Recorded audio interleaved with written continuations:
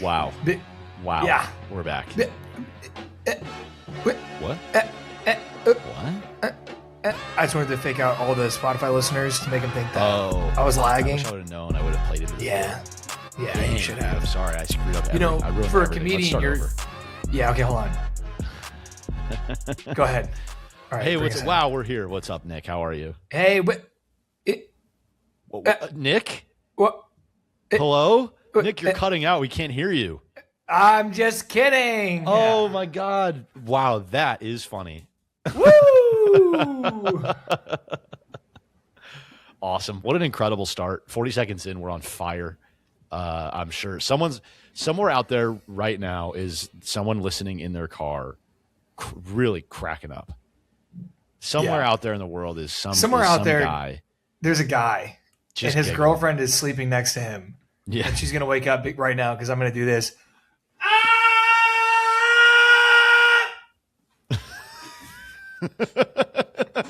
Reference to the Tom and Jerry scream from previous ep. Let's go. Tom scream.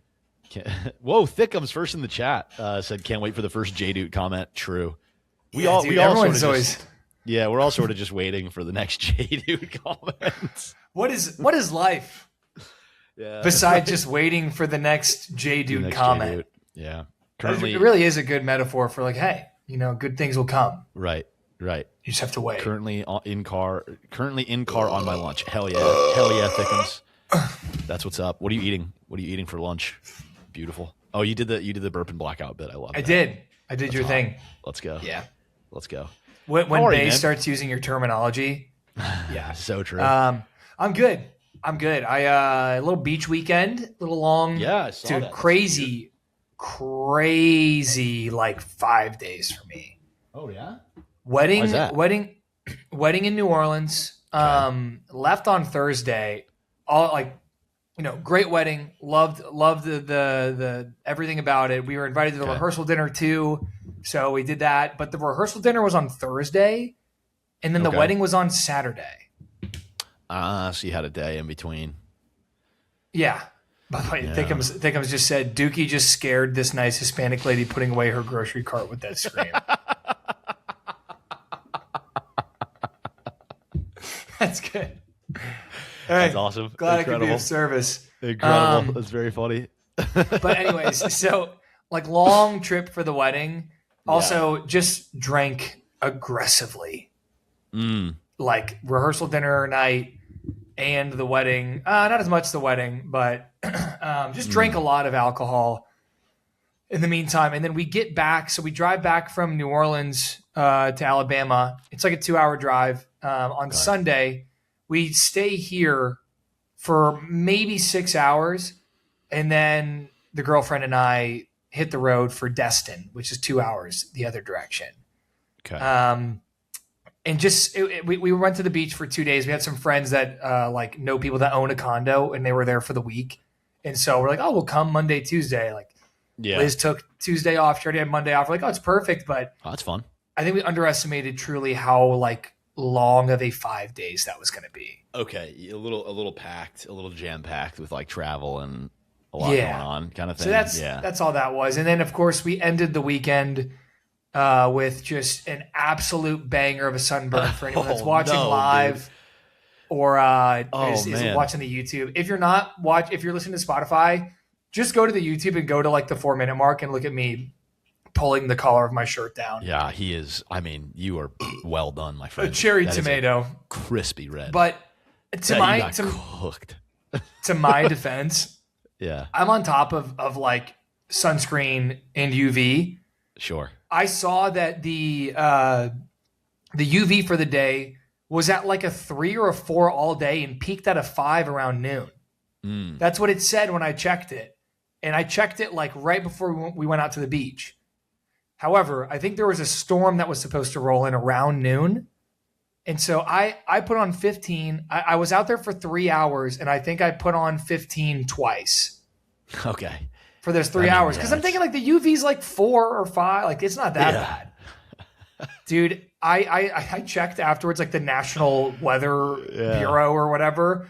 Sure. And it was the UV in Destin was actually very, very high yesterday. We got it wrong. Yeah. That storm never came. Like yeah, it so was you just sat out there in like a I just UV baked 7 or Yeah. 8 or something and just got absolutely cooked. Yeah, and then also like Yeah. I didn't think it was. I knew I got some sun, but I thought I did okay. We Yeah. went back out to the beach around like 3 o'clock, 4ish, and I had my You can't shirt hit the on most second- of the time. You can't hit the second one. I had my shirt on, but then like Liz wanted to get in the water, so I got in the water and I took my shirt off, and then like had my shirt off for probably like an hour, and I think that really, really did me in. Dude, you can't go back for a second hour with no shirt and no sunscreen. I was like, it's like 3 or 4, you know, like That's like peak sun time. no, by 4 o'clock, it's UV's going down. After 3 but o'clock, going it's down from being high at I like thought it was down 2. from like 5 or 4. Right. So I'm like, it's probably like 3 or 2. Like, I'll be fine. No, dude, I got absolutely. So big weather screwed me. You know, big weather. Fuck, the dude, you know the people that control the weather screwed me over, which is Certainly. nothing new. Well, it's all that stuff I'm not you've been going to saying name about any him. names. It's all that stuff you've been saying about him, dude. They're I'm not going to name any names, but you know, whoever you think as a listener, whoever you think controls the weather, that's who I'm talking about. That's who he's talking about. Yeah. Yeah. Damn, dude. What about you, man? Tossed in the air fryer. Dude, I've been good. Just a busy week of trying to prep. I'm gone again next week, on the road again in the Pacific Northwest for shows. So this week has just been, getting all prepared. And then did you do a thing that ripped? Do we start with the things that ripped? Did you? No, I was just asking you. I had something, but I was going to ask you how. Yeah. Yeah, I figured that's what listeners want is they want to just listen to like a phone call between two friends. They just want to listen to two fellas chat about how life is going. Yeah, that's probably true. I didn't know if you had anything interesting happen to you. Honestly, no, not really. I've had a pretty standard run of the mill, like on the road, doing shows, filming vids. Like nothing crazy's happened recently that I can think of. My thing that rips is I got a buddy in town right now that rips. My boy RJ's here. He's on the couch over there. I think, or did he leave? Oh no, he is right there. He's an educational guy, right? Sure. Yeah. To some capacity. Yeah. He does like, he was doing like an educational YouTube thing for a little bit, but yeah, he's a content creator and stuff. He makes really cool shit. And what'd you say? And he said he's pretty cool. Tell him to come say hi. RJ, you want to come say hi to the pod? Come say hi to the people. All right. He'll come over and say what's up. But yeah, so my boy RJ is here, and we're kicking it. That's what rips right now. Absolutely. Let's go. Get in frame. What's up, there pod? He is. Legend. What's up, RJ? Dookie. Hey, long-time listener, first-time caller. How you doing? Heck yeah. Dude. Hell yeah, dude. I'm sorry. I'm just like kind of starstruck right now. Yeah. Oh, he's dude, I'm starstruck by the Duke Meister, dude. Dude. That guy's got cool hit with with the the dude Duke. that wrote The Fault in Our Stars. What's that? John Green. Didn't he write that book, The Fault in Our Yes, John Stars? Green did write The Fault in Our Stars. I said was he knows telling that him guy. You were I'm doing starstruck. educational content for John and Hank Green. Yes. I realize he can't hear me. Yeah. What'd you say, Dookie? I said I'm realizing now he can't hear me. No, he can't hear you at all. No, So- he's like reading lips, and I'm just sort of relaying the message. But this is awesome. This has been awesome for the listener to have you guys. Yeah. Oh, what is he saying now? Can you read his lips? Poopy penis. Poopy penis. Yeah, poopy. Penis. Poop. Oh, penis, I think. penis? Yeah, Is that penis. what- Yeah, okay. poopy penis. Yeah, poopy penis. Hoping that makes it clear. Right on. I enjoy Incredible. watching on the couch. Awesome. Heck Thank you, yeah. RJ. Heck yeah. Twitch Prime sub coming in, by the way. Whoa. Whoa. RJ's got to hit us with a Twitch Prime sub. Yeah, I've Twitch Prime 3 times. Just What a legend. Well, Thank you. he kind of just did he just sub-mog everyone in the chat? I think he just submogged everybody. That's fucking Yeah. crazy, RJ. I can't believe you did that to everyone. You know what I just realized? He kind of looks like Nameless James. They kind of look a similar. little bit. You look like one of our other boys that was on our basketball team for the Internet All-Star Tournament. Dude, I love Nameless James. He is hot. He's hot. But yeah, so RJ's here. We're kicking it. He's here for like a creator summit, like networking thing. So that's what rips right now, dude. I got a buddy in town. That's always fun for me. Oh, dude. Dookie had the Willie Goat experience. Dude, the That Willie Willie Goat in experience is town. just like hanging out, Yeah. participating in some debauchery of sorts, and Maybe a little bit then here or there. eating incredible food and just Yeah. pooping and farting so much. So much. Yeah. So much, just like I'm just full of hot Chinese air. Throwback to our dude. first episode. Yeah, yeah, dude. It's a great time. I know my way around the food scene here in the valley of Los Angeles where I live. What was that place? What was your favorite place? Well, we have Tapas Bakari. place. Bakari is dude. sort of the shared plate, like tapas style place. Yeah, that place. That place was awesome. That place is special. Oh, we should Have you gone go. back Oh, since? RJ's, You should go there. I don't know that I've been there. I will have to. I'll try to take RJ there, but I got to take you to the spot. Anyway, we'll talk about that later. He's got a busy. He's got a busy schedule. Oh, he just prime subbed. He said, "Thank you, RJ." Hell yeah.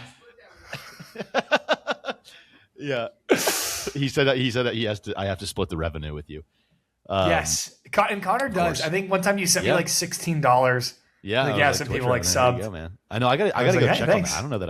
I don't know that we've made anything recently. I got to go check that. We're so yeah, dedicated the to our food craft. experience up here. I know where to go. We had that. We had Lol Merch, which is a delectable Indian joint up here in the valley on Ventura. That place, And I've fucking never had rips. like, I don't think I've ever had Indian food. I mean, I've had like, Yeah, I've gone in a similar vein before, but never like true like just Indian like eat it with your hands. You know, we also you just get that, dude. You get we that wiped naan. we wiped with our bare hands afterwards too. Just, like, culturally, We did both simultaneously. Actually, it was awesome. yeah, left hand. Sorry, wipe with your left hand because you shake with your right. Dude, yeah, Lol Merch fucking rips. That place rules. That place was shit is awesome. So fire. Where else do we go? Anyway, so that's what rips for me right now. I got a buddy. I'm excited to show him all the good food, all the good sushi and poke around here. It's good stuff. Heck yeah. What rips for you? Larry So Lobster over here. my thing that rips is actually it's friendship related as well. So I was at the beach yesterday, and I think a big reason as to why I got so sunburnt is that like we went in after I was probably out there the first time. Maybe it was closer to 4 hours. I was out there for a while. Right. We're finding out that you spent about 4 hours of unsunblocked time in the sun, and you're shocked you got sunburned. As the story continues, you're like, okay, I used I 15. guess it was actually another hour later in the day. You just did like a full day in the Oh, sun. and I forgot You're like, about my morning beach session. Right. No, I'm kidding. But dude, I think as a grown man, people kind of stop, or they don't think they're allowed to like go have fun in the water anymore at the beach. Okay. And this is in Florida beach, and so the water's not like ice cold like it is in California. Like you can just be in the water and it feels great. Yeah. And there was it had stormed all day Monday, and there was still like high winds, and there were storms around us, and so the waves were huge. Oh, that's the waves fun. were massive. That's fun. A fun day in big waves is fun. And so me and my buddy's like, I've never been like a get in the water guy at the beach. I just don't do it. I'm like, that's a insane. blast. That was my entire childhood of going to the beach Yeah. is just boogie boarding, body surfing. Yes, sir. And so we go out Yeah. there, dude, and we're just getting tossed around. Two grown men, Yeah. 28 It's years fun. old. It's a good time. Dude, I felt like today I feel like I got hit by a truck. Truly. Yes, it takes it out of you. Dude, that day will take it out of you for sure. It was For sure. so fun though. And Yeah, the it's only a reason I blast. stopped, I had a brand new bathing suit. I couldn't find my bathing suit, so I just had to buy one from Walmart on the way over. And it had like netting in it still. I got a bad chafe as well. dude. So I just had to get out of the water. I hate chafing. A chafe will just ruin everything. Inner thigh chafe may be worse than like waking up sore throat. Ooh, Like, that's a hot take. If we're talking like worst feelings thigh chafe ever, is worse, shit yeah. that sucks so bad. Mount Rushmore, bad congestion.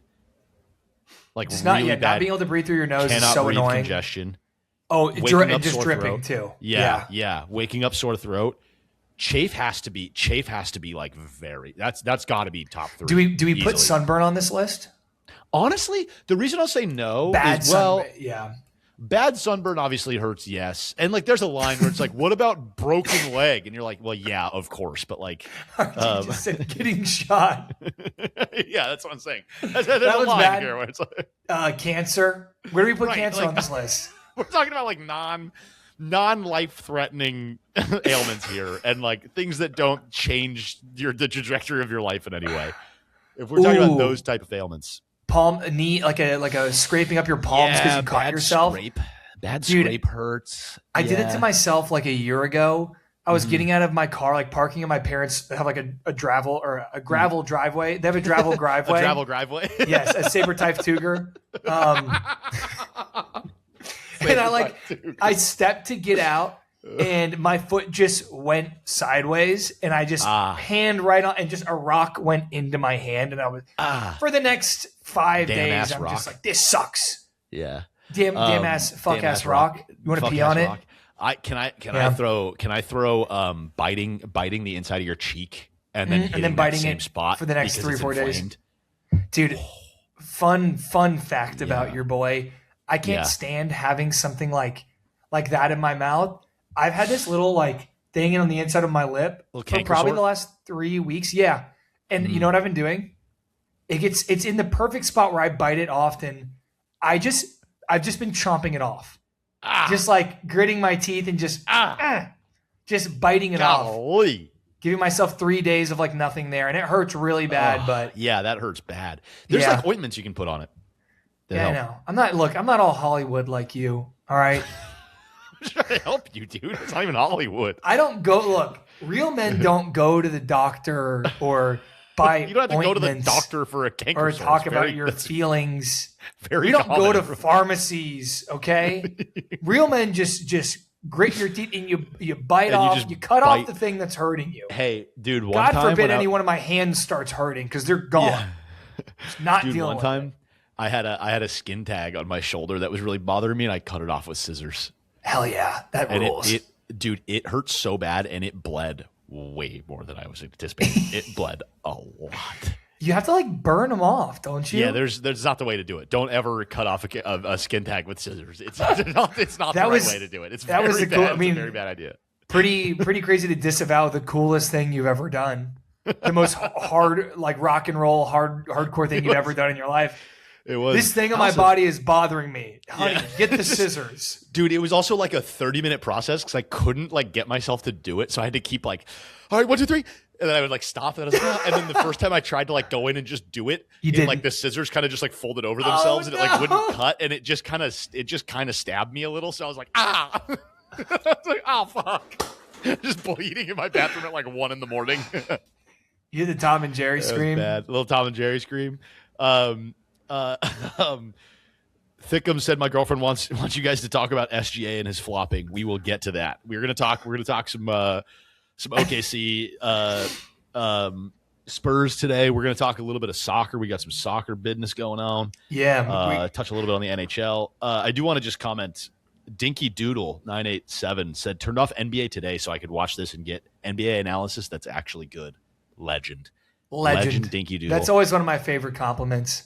Yeah, same. Whenever I talk about ball, I'm like, bullshit. Like, hey, I stopped watching the people that get paid hundreds of thousands of dollars to do this to listen to you. I'm like, to tune into you guys going like, I cut a skin tag off one time. to listen to me talk about how I actually, pooping. It's not my fault that I got super sunburnt.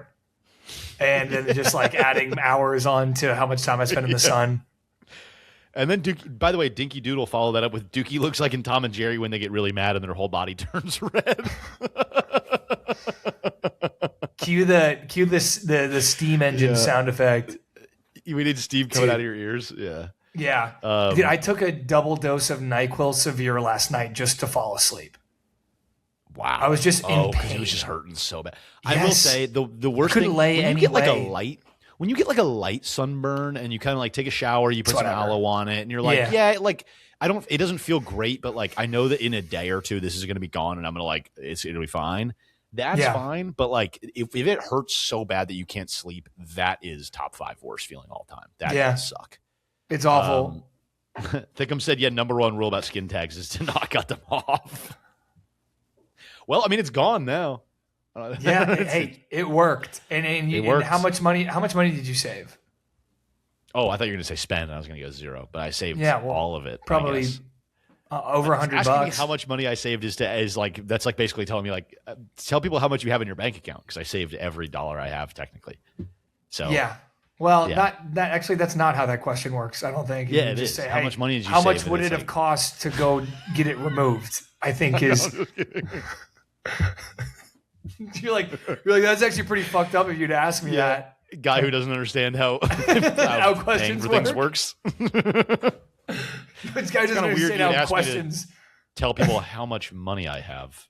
You're like, hey, we should get in. You want to get into Thunder OKC or Thunder Spurs? I'm like, why would you ask me to show you my penis? Yeah, it's so crazy you'd ask me to do that. It's exactly like that. Similar correlation. Yeah, actually, exactly the same correlation. It's exactly the same thing. Yeah, I think yours is actually more outlandish than that one is.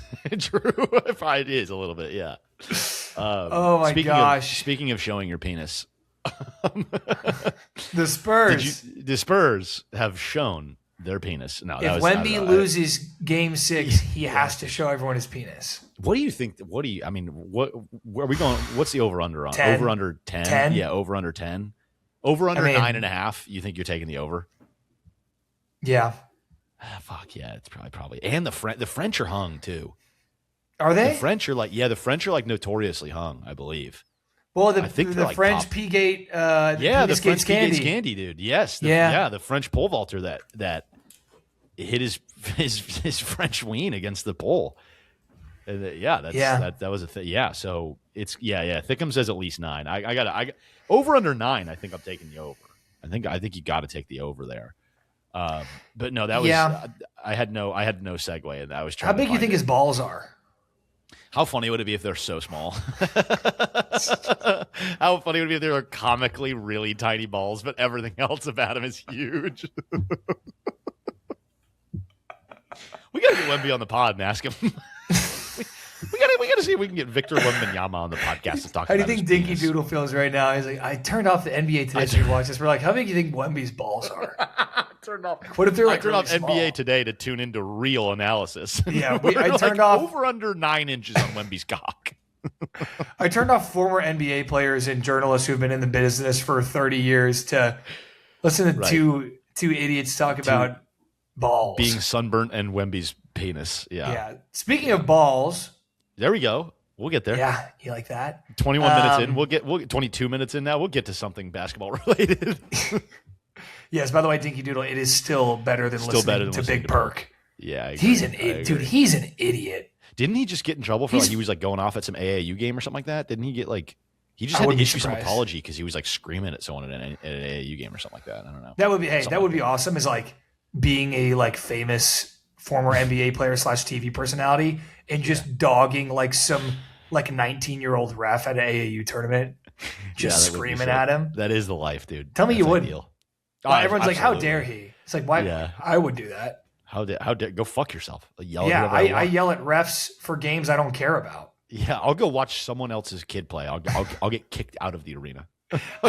I would go when I was coaching. We would scout games sometimes. It's a tournament, maybe where they're playing right after us, right before us. We watch the games, and I caught myself saying out loud, not yelling it, but saying it loud enough to where the ref could hear it, saying, "Oh, that's terrible." For games I had no stake in whatsoever. Yeah, no business. Just hate bad officiating. The ref. It just gets. I'm like, oh, right when it happens, and it's a little quiet. Here's some murmurs from the crowd, and I'd just be like, "That's terrible." Yeah, that's funny. I like that's a good bit. That's fun to just get on the. And you look around the other parents, you go, "Right, guys?" Dude, doing that at a 7-year-old girls basketball game where there's 4 combined dribbles the whole game. Travel. Travel. Being taking it very seriously. You don't have a kid there. Your child does not play for the team. I paid to get in here like everyone else. Yeah, I want to see some good basketball. Get off your knees, ref. You're blowing the game, right, guys? Right, guys? It's just like a U12 soccer game. It's just on the sidelines. Yeah. Oh my gosh, that'd be awesome. Oh, that's funny. That's great. To be in a fugue state of drunk parent. Not to stay on this for too much longer, but just no, I like it. You think that your kid is there somewhere, but you're like, they won't even put my kid in the game. It's which one is yours? He's like, he's on the bench. It doesn't matter. This ref sucks. You're just hammered. Your kid's playing a different sport. Your kid's playing baseball at the next field over. You're watching a soccer game. Brown paper bag, liquor bottle. Yeah. In the stands, just horrible call. Yeah. Yeah, I agree. If I was a famous former athlete, that is what I would do with my life too. Yes. Yeah. Hey, speaking of officiating. Okay, there we go. We got there. We found one. Real thing. Yeah, we can't start talking real sports until we find a proper segue. A good segue. We are the segue kings. Yes, speaking of officiating, please go. A sports writer on Yahoo Sports, I believe, by the name, I've got to give him credit here because I actually have it. I was making a video on this today. I couldn't get it done before I had to hop on another show. But Tom Haberstroh. Okay.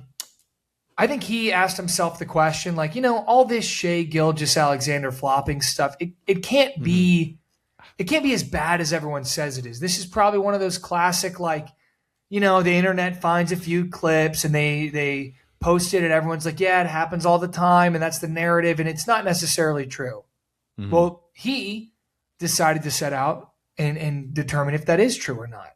And he found a way an objective way, nothing subjective about this, to figure out who's flopping more than other people.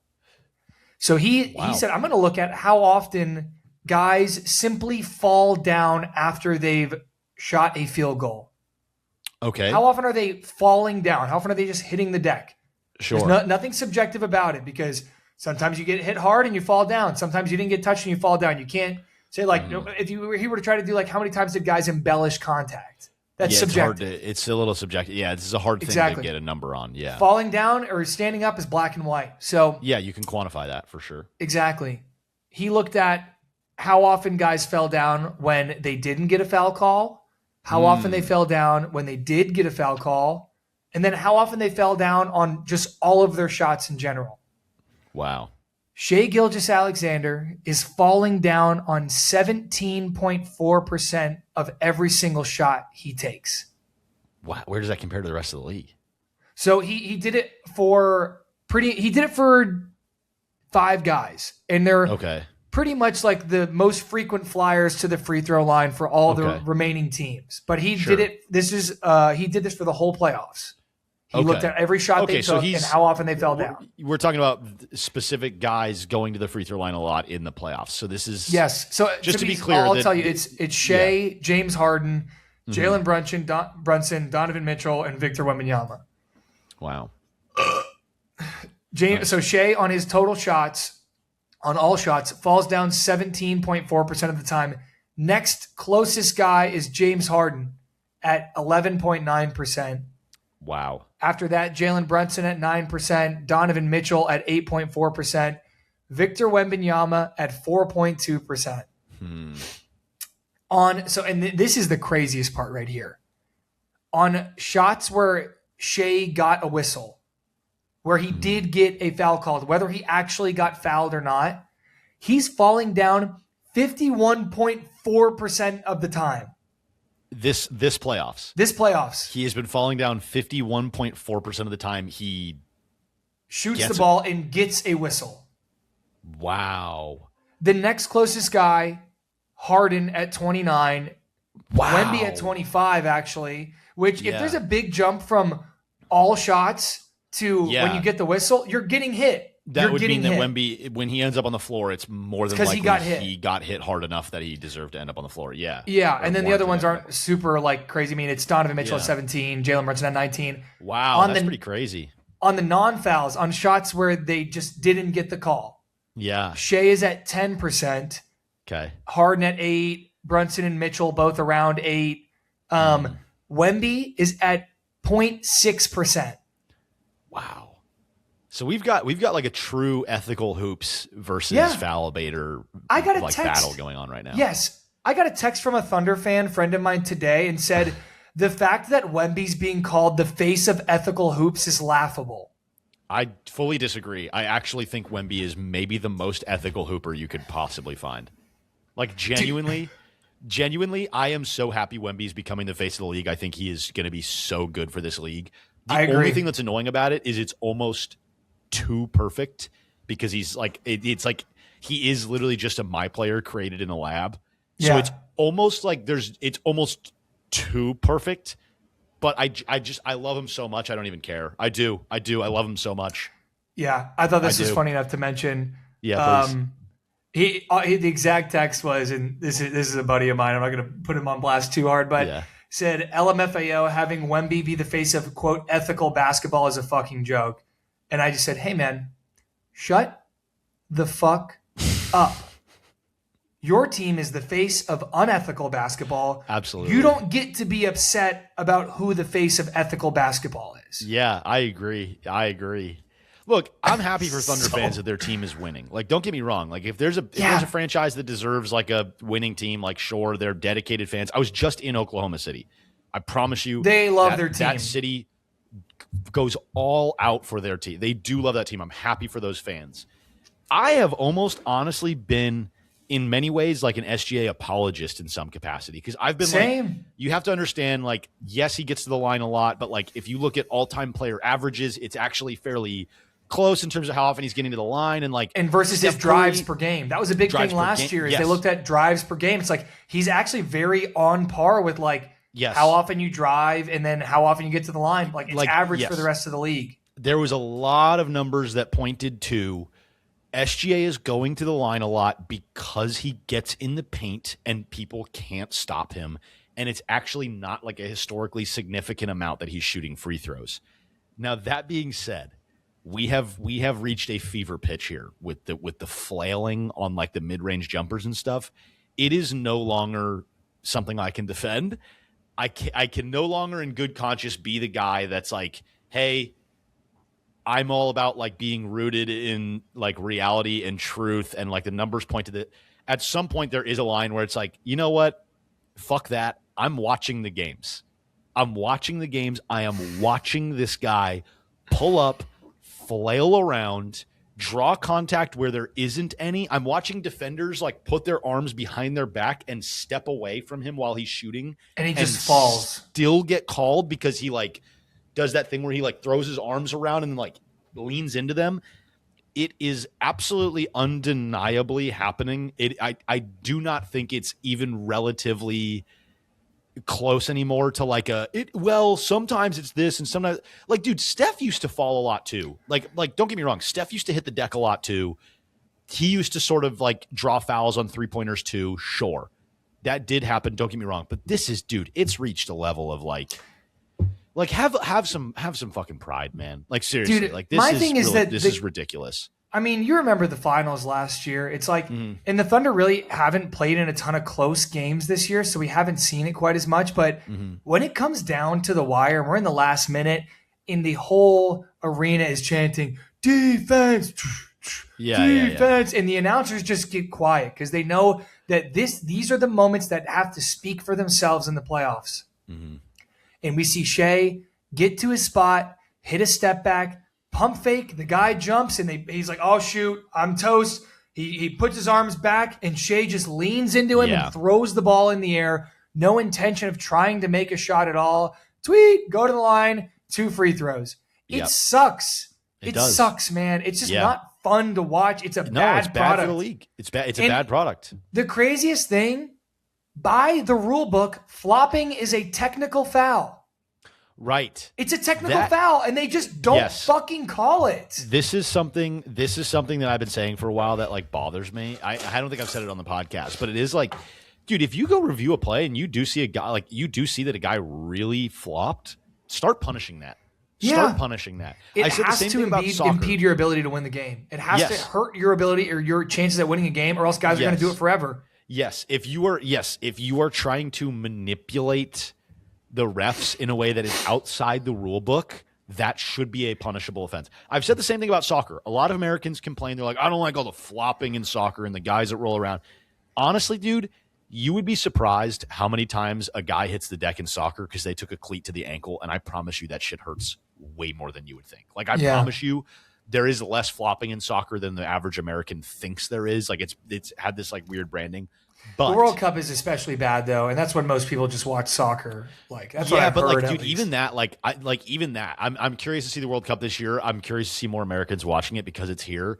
I will probably end up like making videos or something on this, and we'll talk about it here. Like, I promise you, dude, there is times where like I've been watching with my dad who likes soccer, but he's always like, I just fucking wish they wouldn't flop. And there's been times where I've been watching a game with my dad, and he's like, oh, get up, and I go, hang on, watch the slow motion replay here. And you go back, and some dude just takes like a heel to like his shin. And I'm like, Dad, I promise you wouldn't be able to walk for days if that happened to you. Like, I guarantee you that shit hurts so bad. I remember that Newcastle, was it Manchester? Who did they the play? one we were watching together, I think. Yeah. Or simultaneously. A guy like gets Like he gets hit and he goes down, and I'm like, Yeah. classic. Dude, he got cleated in the face, It's and so his face hard. was dripping like a faucet, and he's holding his hands over it, and we see the blood streaming down. I'm like, oh, shoot, he probably like broke his nose. Yeah. No, he just had like lacerations on his face and like above his mouth. No, you're talking about a different one. Something like this happened when we were watching a Newcastle game. No, you're talking about Barcelona, Atletico Madrid, I think. Oh, I think it was that game. And Fermin Lopez, I believe it was, took the keeper's boot to his cheek, and it split his cheek open. And you were like, "Come on, man!" And I was like, "No, watch this replay." And he got rocked. He got rocked. And like he came up, he was holding his face. I'm like, I text Connor like classic, like get up. And then he does get up, and it's a faucet of blood. And I'm like, then, oh, by the broken way, nose, like he's just dripping. And I was like, no, it's just face split open. I thought he was going to get taken out on an ambulance and be done for like the season because I thought he shattered his fucking face. Dude, he went back into the game. Yeah, I remember seeing him come back with like just a big bandage on his face. I'm like, what a dude. beast. That's what I'm saying. Like, dude, a lot of these guys are tougher than you'd think. It's what happens when they roll around on the ground. That is the annoying part when they don't get hit that hard. I get like when you get hit, when there's contact and you get fouled, going to the ground like is part of just kind of part of soccer. But just get up. Like you can go to the ground and then get up after you get the whistle, playing. get up. You don't get the whistle, get up. And that's my problem with a lot of NBA players too. Is like LeBron, hey, you're a beast. Someone hit you in the face, get up. Yeah, always doing don't do the check for blood. Checking for blood, you're not there's bleeding, definitely no dude. blood. You're not bleeding. And dude, like that is the annoying part. Like the continuing to embellish after is annoying. And I said this for the longest time with soccer. I was always like, you should have to, however long you stay on the ground, you should have to remain out of the game for that amount of time before you can come back into the game. Like you should, there should be a punishment equal to the crime, right? And in basketball, it's the same thing. Like, dude, the punishment should be equal to the crime. If the crime you're committing is manipulating the refs into getting opposing teams fouls and getting easier points on the board via ways that are specifically laid out in the rule book to be against regulation rules, the punishment should be equal to the crime. You should be punished with technicals. And there should be like if you get so many technicals from flopping in a season, you should have to sit out. Like genuinely, they need to start cracking down on this because it's getting ridiculous, man. And I have been a guy who's been sort of an SGA apologist in this category. And even I'm getting to the point where it's like, I don't want to fucking see this shit anymore either, especially in the playoffs, man. Keep that shit off my screen in the playoffs. I don't want to see it. I don't. Yeah. I saw a video the other day. It was like look at how Shai used to play when he was a rookie with the Clippers. Like, this is crazy in all caps. And it's just like him getting the exact same buckets he gets now. I'm like, that's the kind of thing that makes it like hard to be like, yeah, it is an issue, but let's not act like this is his entire game. Well, that's the thing is SGA's handle and ability to like blow by guys and create space in the mid-range is, I'm going to say something crazy right now, maybe the best we've ever seen. That's not crazy. We're talking like that's not crazy. We're talking like Allen Iverson, Kyrie Irving. That's not crazy to say. That's not crazy. That's not crazy. Kyrie Irving, Allen Iverson. I mean, Kobe, Jordan, SGA, like dudes that like legitimately just their first step is so incredibly hard to keep up with, and their handle is so tight, and their ability. And honestly, even like Kobe and Jordan weren't like, they were actually more so like difficult shot makers in the mid range where they like didn't even need to create that much space. They only created a little bit of space and they were able to score with just that. I'm talking, maybe that's not even the right way, the right comparison. I'm talking dudes that like their handle is so clean, their footwork is so precise that their ability to like get by you, snatch back, dribble, or whatever the case is, spin back, whatever it is, and they have 3+ feet of space shooting wide open mid-range jumpers. SGA is arguably the best I've ever seen with my own eyes do that. And so it's not that he just flops and goes to the free throw line. It's not just that. He is unguardable. It's just that he does that and the flopping bullshit. And that's what's annoying, you know? And to touch on what you said, like what makes Shai so special is his handle is really, really tight. Oh, yeah, dude. I feel like the biggest part of it is footwork and pace. Absolutely. Like, he changes speeds with the best of them, bro. Like incredible. He had one drive, and I think he ended up getting blocked on it. I made a video about it. It was from, I think it's from game 2 or 3. But I saw the one where Carter Bryant has the chase down block Yeah, on him. I know exactly. dude. I saw your video on that. Yeah. it does like his change of pace there. He went from like hezzy to full speed and then hit a deceleration 1-2 on the second step and came to a complete stop to where Victor Wembanyama, who has the longest standing reach in NBA history, maybe, could not block his shot. And Carter Bryant just came flying in from behind and got it. Like, dude, it's nuts, man. Acceleration to deceleration, like his go to break is maybe the best I've ever seen. And you see it. You watch defenders, good defenders, fly past him sometimes. And it's just like, yeah, nobody can stop this. So it's like you hear this in football a lot too. You know? Yeah, but being able to go 100 to 0 speed wise is just as important as being able to go from 0 to 100. Like how quickly you can do that and stay on balance. That's the biggest thing. Is like anyone can slow down, but can you go from full sprint to stop on a dime and rise straight up and down, or rise up off balance and still make a shot? Like, and that's what Shai is the best at. He's incredible at it. But regardless of all the flopping bullshit, just looking at it from a pure basketball perspective, the Thunder looked untouchable last night. I think you have to give them so much credit for being able to plug in like literally 13 different guys into the lineup because dudes are hurt. Like the big story was J-Dub's hurt and AJ Mitchell stepping in and playing super well. And then AJ Mitchell gets hurt. It's like, okay, now we're going to start Jared McCain. We're going to get Kenrich Williams is going to get minutes and hit shots. And Aaron Wiggins is going to step in too. I mean, even last year we saw Aaron Wiggins go for over 20 like a few times during the playoffs. Like they have so many good players on their team. Like I've said it before and I'll say it again. They're maybe the deepest team in NBA history. And I genuinely I don't think that's a crazy take. I can't think of another team. Yeah. That's not crazy. I can't think of another team that has maybe like 5 or 6 guards. 6, honestly. 6. Well, let's count them out. That would start on every team. I mean, obviously you got SGA, AJ Mitchell, Caruso, I think is technically still listed as a guard, although he plays a lot of wing, whatever. Case Wallace, Lou Dort, Aaron Wiggins.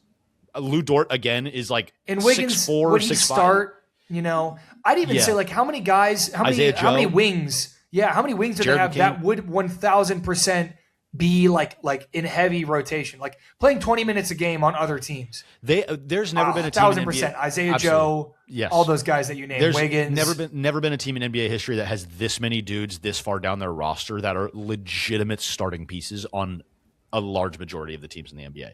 Yeah, it's never happened like this, man. It's crazy. So like it's credit where credit is due. Like this Thunder team is incredible, man. Don't get me wrong, they're great. If Aaron Wiggins, go ahead. Sorry, I was going to say defensively they're flying around everywhere. Chet is. I thought Chet. We didn't even mention like all NBA teams. We can kind of get into that a little bit too. But like, I thought Chet deserved to be all NBA second team. I thought his impact defensively was almost second to none behind Wemmy. I mean, it's really what he does to teams offensively. Like he's playing the 5. He's just going to sit at the 3-point line. Your big has to go out there and guard him, and that's valuable. But what's crazy is like he has that to his game where like he's a stretch big, but he also like he can like take guys off the dribble. Oh yeah, has like a midi pull up game. Has like a nice touch around the rim. Like he's just such a perfect modern day like 4/5. And that's why they're so comfortable playing him next to Hartenstein. Yep.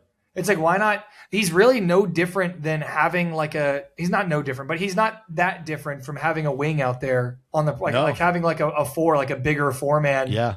He's like, you're right. He can take guys off the dribble. He can post up smaller dudes. He can obviously just shoot it over the top, but you can play him at the 5 too. Serviceable. And it's just like, dude, don't get me wrong. This team is incredibly deep. They're incredibly good, but God, they are really taking on this heel persona. They are really, really taking on this like evil dynasty. And I genuinely don't think rich. that. Yeah, we're gonna have our cake and eat it too. I don't think that they think they're doing it. Like I don't know. I wonder think because if of how bad it is with Shai. When you see it happen with other guys, like when you see Caruso doing the thing in Phoenix where he's like called attack or like Dude, Caruso's become – I kind of don't like Alex Caruso anymore. Dude, He's had a fall from grace. Loved Alex Caruso. He was like one of the most likable dudes in the league as a Laker, and then remained likable everywhere he went. In Chicago, like, and then even early on in OKC, you're like, he's just so good. So but good, he's glue guy, great winner. Yeah. Now he has become, honestly, so unbelievably unlikable, and it sucks to say because he's one of my favorite players ever as a Laker. Dude, the whole pushing the camera away and like that's insane. Dude. How does nothing happen? How does he not get fined? I saw a tweet today. Someone tweeted, God, I wish I could remember who it was. I'm so sorry. I should give you credit. But there's a tweet today that was like, OKC plays the brand of basketball that resembles like rich kids with their parents' money. I forget exactly how the tweet was framed. No, literally. They're like the evil, like all-white team from like the civil rights basketball movie. They play that kind of basketball. So they can't do that. Yeah, literally, so unlikable. Super lame, dude. It's crazy. Even like, dude, because like they obviously had when they were first kind of coming up, it was like all these guys were drafted around the same time. So you've got a bunch of dudes around the same age. They had the reporter. They were throwing the towels on him. They really liked him, and it was like, this is like such a likable young team that's like becoming a dynasty. And yeah, you really root for them because they were all drafted here to a city that really deserves winners. And then it's just like, dude, they've just become like, shut up. You guys are like, you're so loaded. You get more calls than any team. Like, you have everything going your way. You don't also need to be dickheads. And they are, and it's annoying. Like, it just is, you know? My big thing is like, hey, it's all cool with the cameras when you guys are winning and you're doing your TikTok dances, whatever. Like, oh, and now you're losing in game 1 of the Western Conference Finals and you're going to shove the camera away? Yeah. Not like it's bad luck, and zero punishments for that. Yeah. I know you're probably not going to get an in-game punishment there of like, oh, that's a technical. No, it's probably not. But I mean, and it could be, but fine him at least and make a big stink about, hey, you can't do this. Yeah. Like, this is part of hey, this comes with the job. If no one watched you, then you don't have a job. So the camera is actually the key ingredient to people being able to watch you. 100%. So don't impede the cameraman from doing his fucking job. Also, don't fuck with the camera guy. That just seems like so unbelievably like they do the same thing every time out. You don't have to do that. That is fucked up. Like, it really is. It bothers me a lot. And it's a shame because I like you said, I like Caruso. He goes on the podcast that I listen to pretty often, and he's a likable, funny guy. He is. He's a really likable dude. But like, dude, what you do on the court, like, you know, and like someone rises up for a jumper, you're right there. You just whip your head back, even though he didn't touch you, and you get the foul call. You're begging for technicals because a guy saved the ball and threw it in bounds and it hit one of your players. Like, dude, grow up. Yeah. Like you said, you can be rich and not want more. It's corporate greed. The Thunder are the amalgamation of corporate greed. They are the billionaire of the NBA. They really are. They are the greedy bastard. They're the Kevin O'Learys of the NBA. They want to put a data center somewhere. More. Yes. Yeah. The Oklahoma City Thunder want to put a data center in the NBA. Yeah. They want to put a data center in wherever the Phoenix Suns play. Just put one right on top of it. You guys will love it, dude. It'll be great. They want every NBA fan to have a personal data center in their home to watch the NBA. Yeah, them and Adam Silver are in cahoots. They want every human 1,000% that wants to watch the NBA. You have to have a data center. And they're like, well, you have to do this to help us because if not, then we're in a race with the Spurs. What if the Spurs are better than us? We can't have that. Everyone's like, actually, all the data centers first. Yeah. Everyone's like, I actually don't think the Spurs are all that bad. I don't really think it's hurting anyone. Like, they do what they like. Why do we have to do it here? Right? Yeah. Why do we have to put a data center in Phoenix on top of their arena? Dude, and what's so funny is the Spurs are so like the antithesis to what the Thunder are. Yeah. I just physical, hard nose. Love this Spurs team. First of all, like, dude, just the cut to the other day, like Tim Duncan and Pop up there just watching the game. You can't help but respect this San Antonio culture, man. They're so sick, dude. They're the fucking best. They are. They might be the best organization in sports. I'm Patriots, so jealous. Spurs. Absolutely. Yeah. Well, the Patriots, I don't know.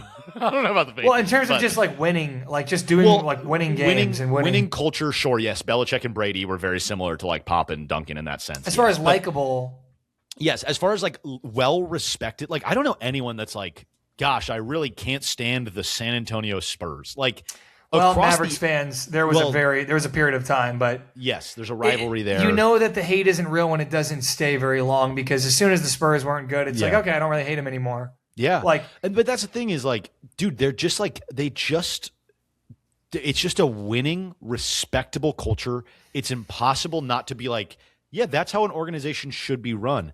And on top of all of that, dude, they've really just like bought into their guys. They really believe in their guy. They drafted Vassell, like 11th or 14th or whatever. They've just stuck by him. He has become such an elite role player. He's such a good piece, bro. So awesome for them. And it seems like every one of the guys on that roster has fully embraced the Spurs culture of like, shut up, put your head down. Do your job. Play your role, win basketball games. That is what you do if you were going to play for the San Antonio Spurs. And every single guy embodies that. Steph Castle, I could watch 82 games straight of Steph Castle. I wish I was a Spurs fan. I wish I would have picked the Spurs over the Lakers. Fuck my stupid Lakers. I hate them so much. I love this Spurs team so much, dude. Steph Castle, the way he just like, he rarely ever like he's just so straight-faced, almost emotional, not emotionless, because you can tell he's still passionate, but like, yeah, dude, he'll get like hit in the face and he won't get the call, and he doesn't spend 20 minutes whining to the ref. You just see him kind of like, okay, I'll remember that. Comes down next play and punches on somebody. Dude, that's dunk on Hartenstein. That's a player I can support. It is. It is. That dunk on Hartenstein was that the hardest dunk from a guard we've ever seen? Like the most explosive, just detonation. I am so glad you put that in your We Are Becoming Desensitized to Basketball series, because I saw that and I was like, no one talked about it. Why is this not like everywhere? I mean, this should be like front page of the news. Dude, Steph Castle just put Hartenstein in a body bag. I actually talked about it for like 30 seconds, and then I looked back on it and like cut more like me being like, why are we not still like, this is the hardest dunk we've seen from a point guard since Derrick Rose. And yes, I even said, yes, I'm aware of Russell Westbrook. He never did this. Russell Westbrook never did this to on somebody, contact, cock back, boom. Russ never did that. It's don't get me wrong. It's up there with like, yes, this is up there with like one of the best. Yes, absolutely. And I'm not saying Russ never did anything close, but he never did something quite like that. I do feel like Russ has a couple of those, I will say. Find one. I would love to be proven wrong, and this isn't like I'm being a dickhead, like I know I'm right. I'm like, I hope like if I'm wrong, I wouldn't be super surprised, but I couldn't think of one. Like the Derrick Rose dunk on Goran Dragic is probably the one that I can think of that was harder than that one. Like it had everything. It had contact. It had a cock back. He dunked it hard. Like so many times we see dudes dunk on someone and they take a lot of contact, but they just kind of like get it over the rim and hang on the rim. Yeah. No, he took contact on the way up, cocked it back after the contact, and then threw it down as hard as he could have. No, don't get me wrong. It was absolutely a monster. It's unreal, bro. And you know, dude, this is my thing with this whole Spurs team. Like, even the fact that like De'Aaron Fox just finding a perfect role with this team, you saw when he was gone. Castle, who I love, had tons of turnovers. He's not a true one. Steph Castle is not a point guard. Yeah, I think he's more of a combo. But he's a combo guard. He's your secondary ball handler type of guy, and he's that mostly there. You can trust for like 15 to 20 minutes a game to handle it by himself. Well, and you can also trust like we're going to run a play where like this is a dribble handoff where Steph Castle is attacking and like is a decision maker. But he's not like running an offense. He's not that type of guard. He's not a floor general facilitator. I'll put it that way. Yeah. Right? Like that's not his role. He's great at so many other things, but that's not his I think he can be. Repertoire. I think he's growing into that role more and more. He will.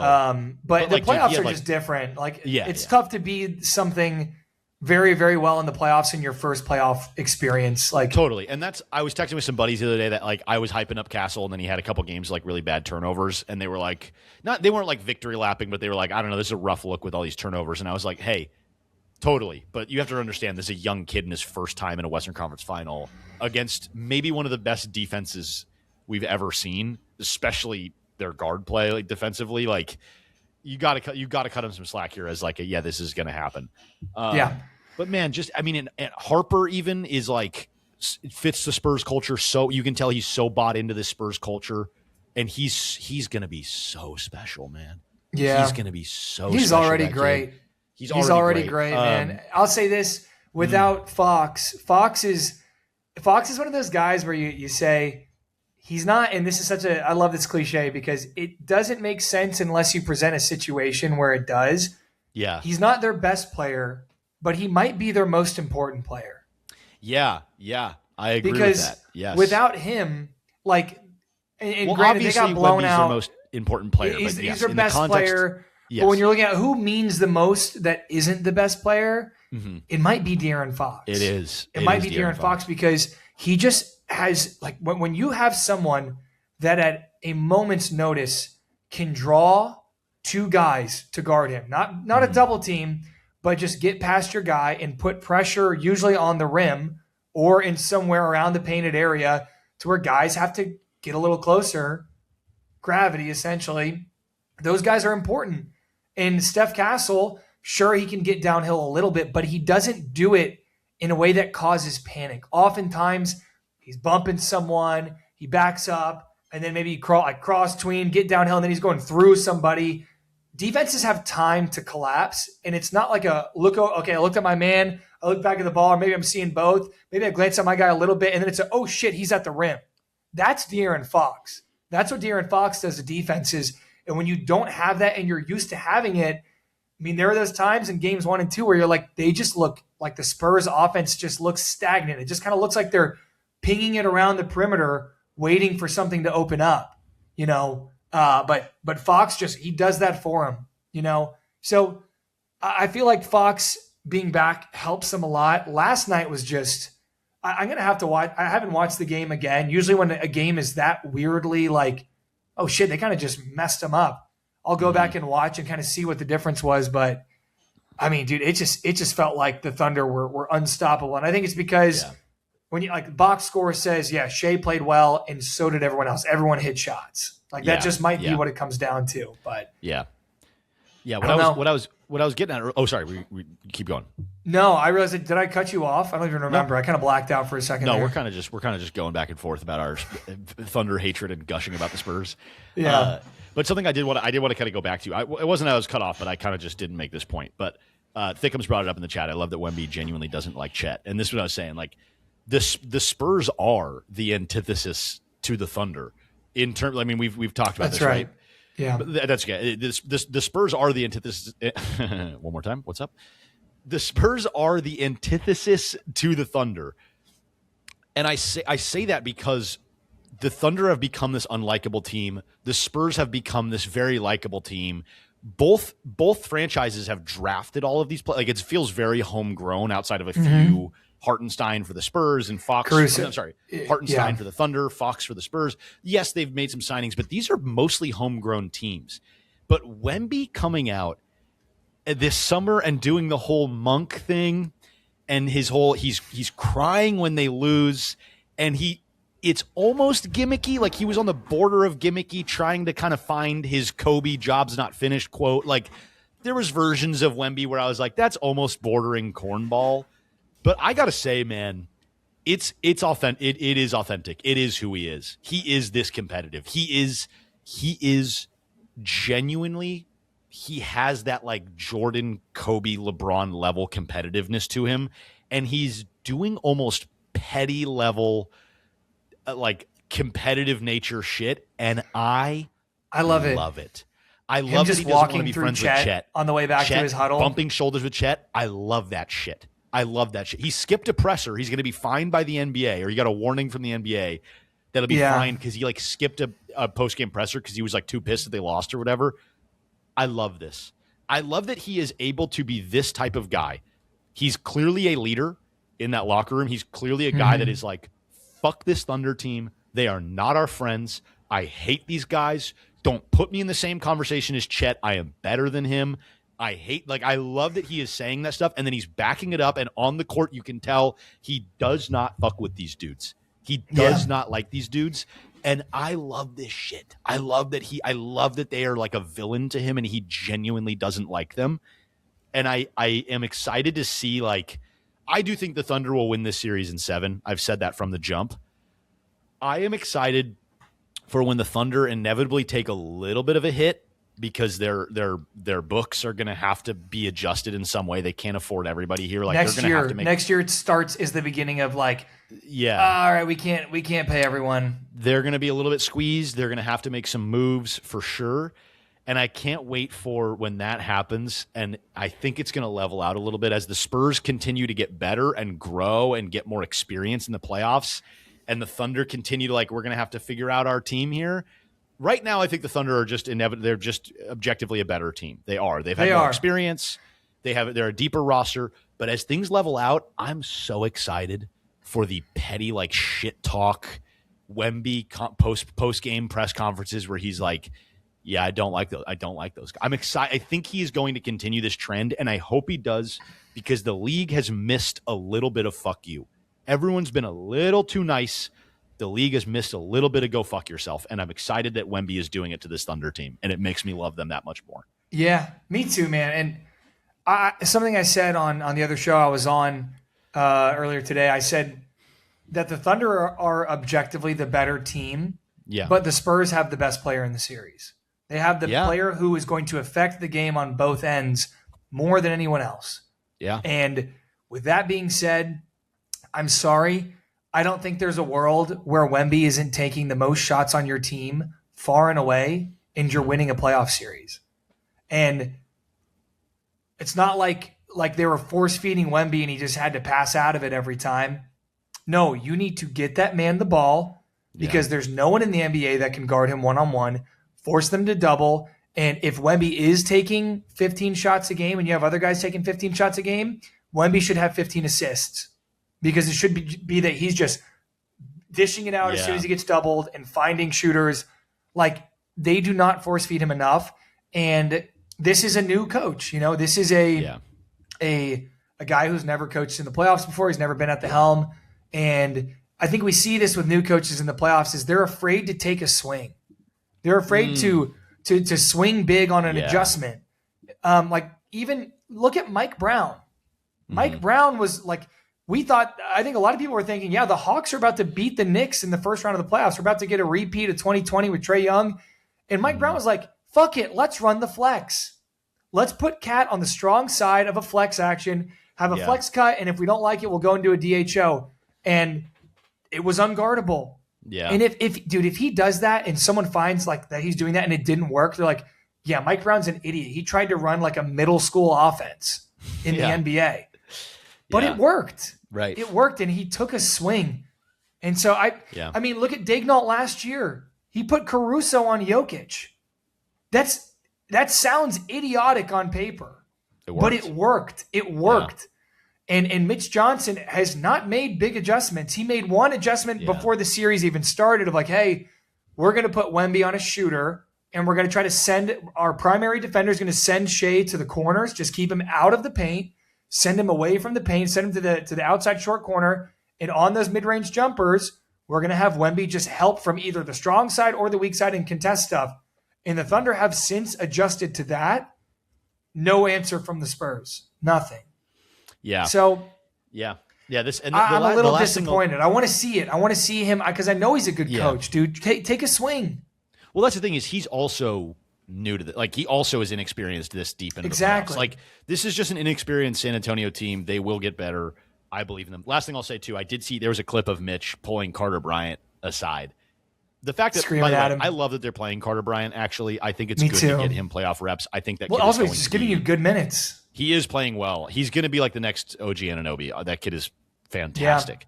But Mitch pulls him aside. There's a clip. Mitch pulls Carter Bryant aside, and he says, you see him say, get the fuck over here. He's fuming. And he grabs his jersey and pulls him, and he's like, listen to me. And then he says something. He gives him very, intense coaching. Something about turning the ball over. Yeah. You can't really make out exactly what he's saying, but it's something about a mistake, right? But then he says, something at the end along the lines of like, you got, like, essentially you got this. I believe in you. Yeah, like something along those lines. I'm doing this because I believe in you. But I believe in you to go make this adjustment. And then sends him back out onto the floor and says, go fix the adjustment. Dude, that is great coaching. You and I have both coached. We've both played a lot of sports. We've both coached. You cannot learn if every time you make a mistake, you're just ripped off the floor. That's bad coaching. And there are certain coaches that do that even at the NBA level. And I think it's really dumb. And I don't think it helps anybody learn. So what I'm getting at here is things are really looking up for this Spurs team. Even if you lose this series, Spurs fans, count your lucky stars, man. This is holy shit. What a great organization to be a fan of right now. You guys got a decade of good shit ahead of you. Genuinely. Yeah, and they've had a decade of good shit behind them and a decade before that too. I know. It's crazy. It's crazy. Yeah. Man. Let's talk a little bit. We didn't really talk Knicks Cavs much. Yeah. I mean, shit, not much to talk about other than the fact that like, I don't know if I've seen a team just kind of roll over and die. Yeah, you were right. Yeah. You're right, whatever. Yeah, I liked the Cavs going into this series. I thought they matched up well. Yeah. I figured we'd have some James Harden stinker games. I didn't think it would be 4 games in a row. He is every bit of what James Harden haters have said about him his entire career. I was talking to some buddies the other day, and we were talking about like the best shooting guards of all time, right? And I have Dwayne Wade ranked over James Harden, and it's not even really a tough decision for me. I'd say James Harden's a point guard. He's not a shooting guard. Well, but he spent like a lot of his career being labeled the shooting guard, I guess you could say. I don't know. Until like the D'Antoni Houston days, he was a shooting guard. Yeah. Regardless. I was talking to some buddies, and we were comparing Dwayne Wade to James Harden. And I had said to them, Dwayne Wade is a winner. I don't care what you have to say about he couldn't really shoot the three. He didn't have as many 60-point performances, whatever. I don't care. Dwayne Wade was a winning basketball player. Dwayne Wade fucking guarded, too. Dwayne Wade was a demon on both ends. Won a championship as the best player on his roster, by the way, with a washed-up, not a washed, Shaq. Older Shaq. Out of his prime Shaq. Out of his prime Shaq. And Dwayne Wade was the best player in that series.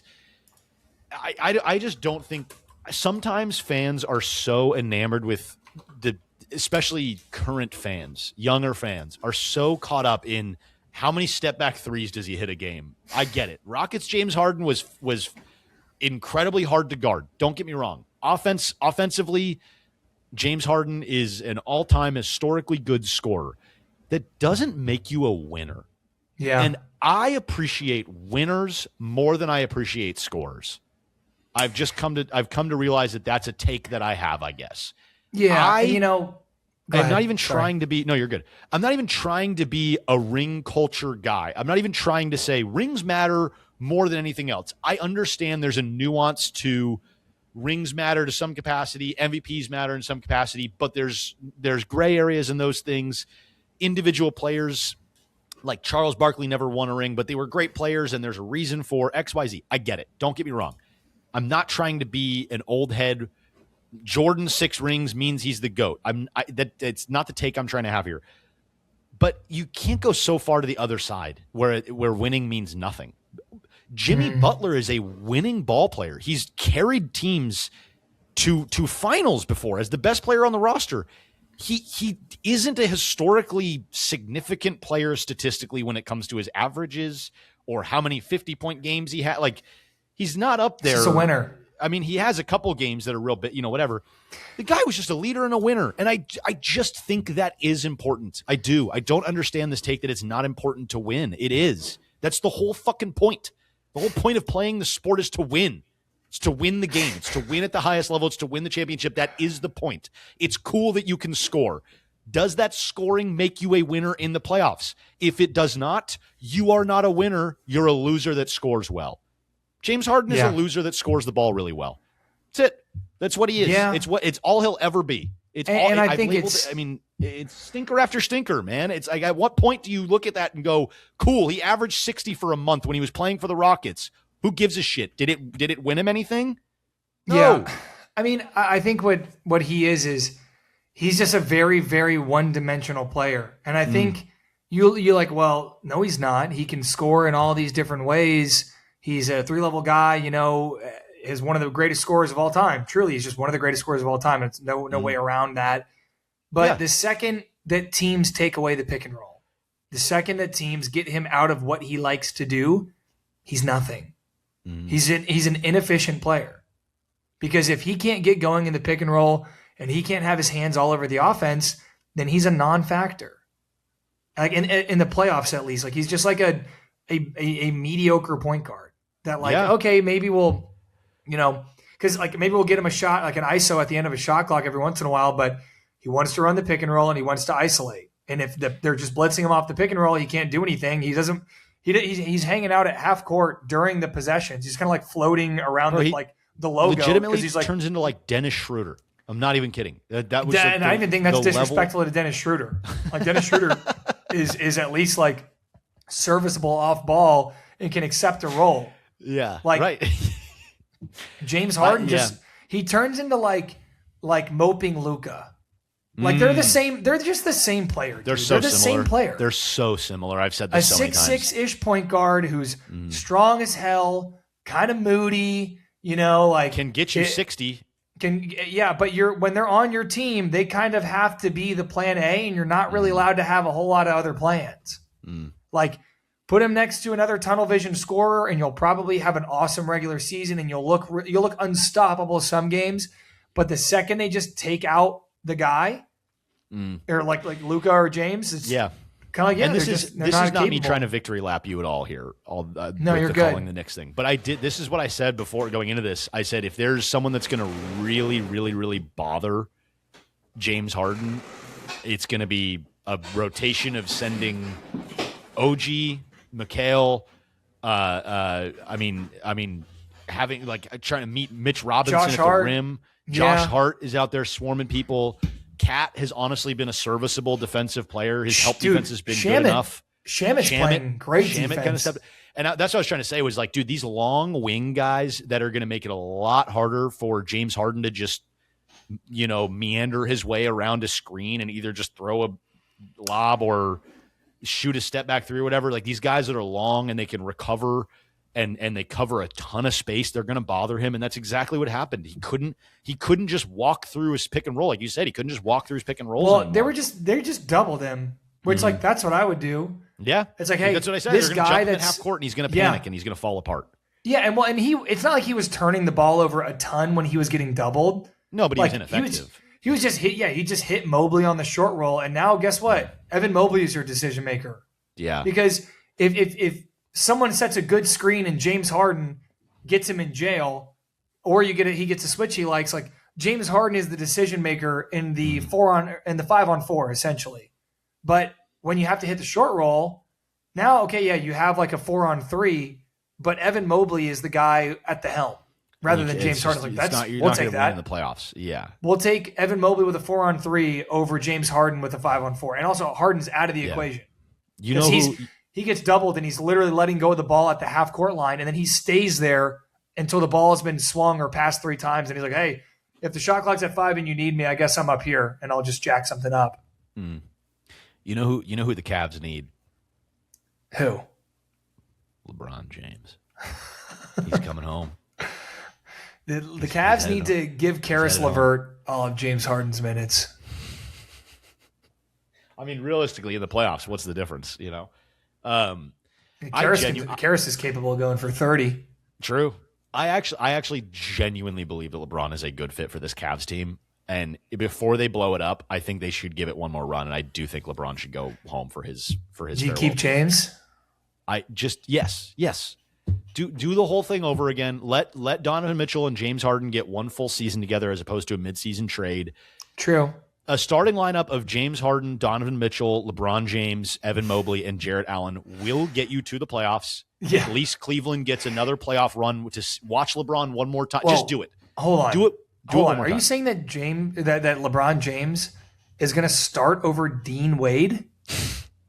Well, he's going to have to try to, he's going to have to beat out Jordan Tyson and Dean Wade for that kind of, or also, I guess Sam What happened Merrill. to Jordan Tyson, bro? I know. Where was he this series? Probably just too young and inexperienced to get 4 times. I guess he'll be what was the starting lineup for the Cavs? It would be Merrill started, didn't he? It would be like Donovan, James. Yeah, I think it was. Yeah, Merrill. I think it was Merrill. Yeah.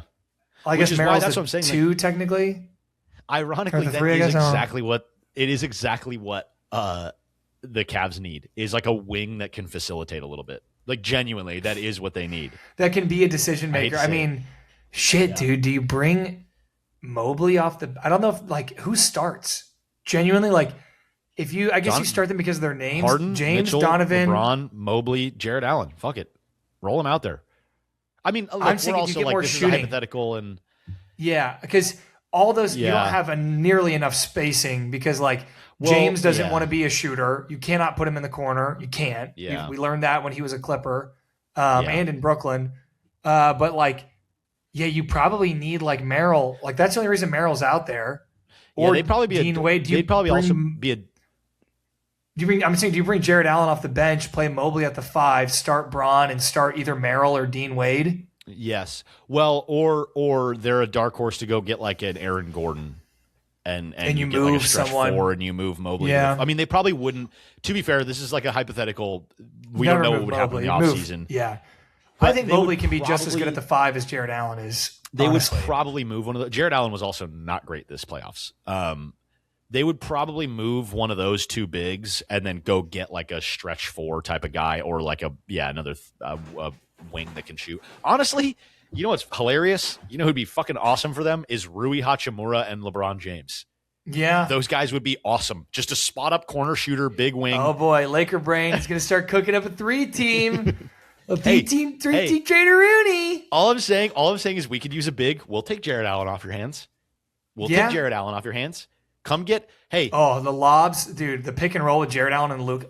Jared Allen would average 20 points a game. LeBron and Rui for Jared Allen and like a pick or 2 or something. I don't know how I don't know if that even works. I don't know if financially the contracts, it would work. Though. The contract thing probably doesn't work. Dude, just make it a 3-team trade. Then it'll work. Just make it a 3-team deal. Works. Well, Rui and LeBron are both technically free agents. So in theory, what I'm saying here is they could just go there.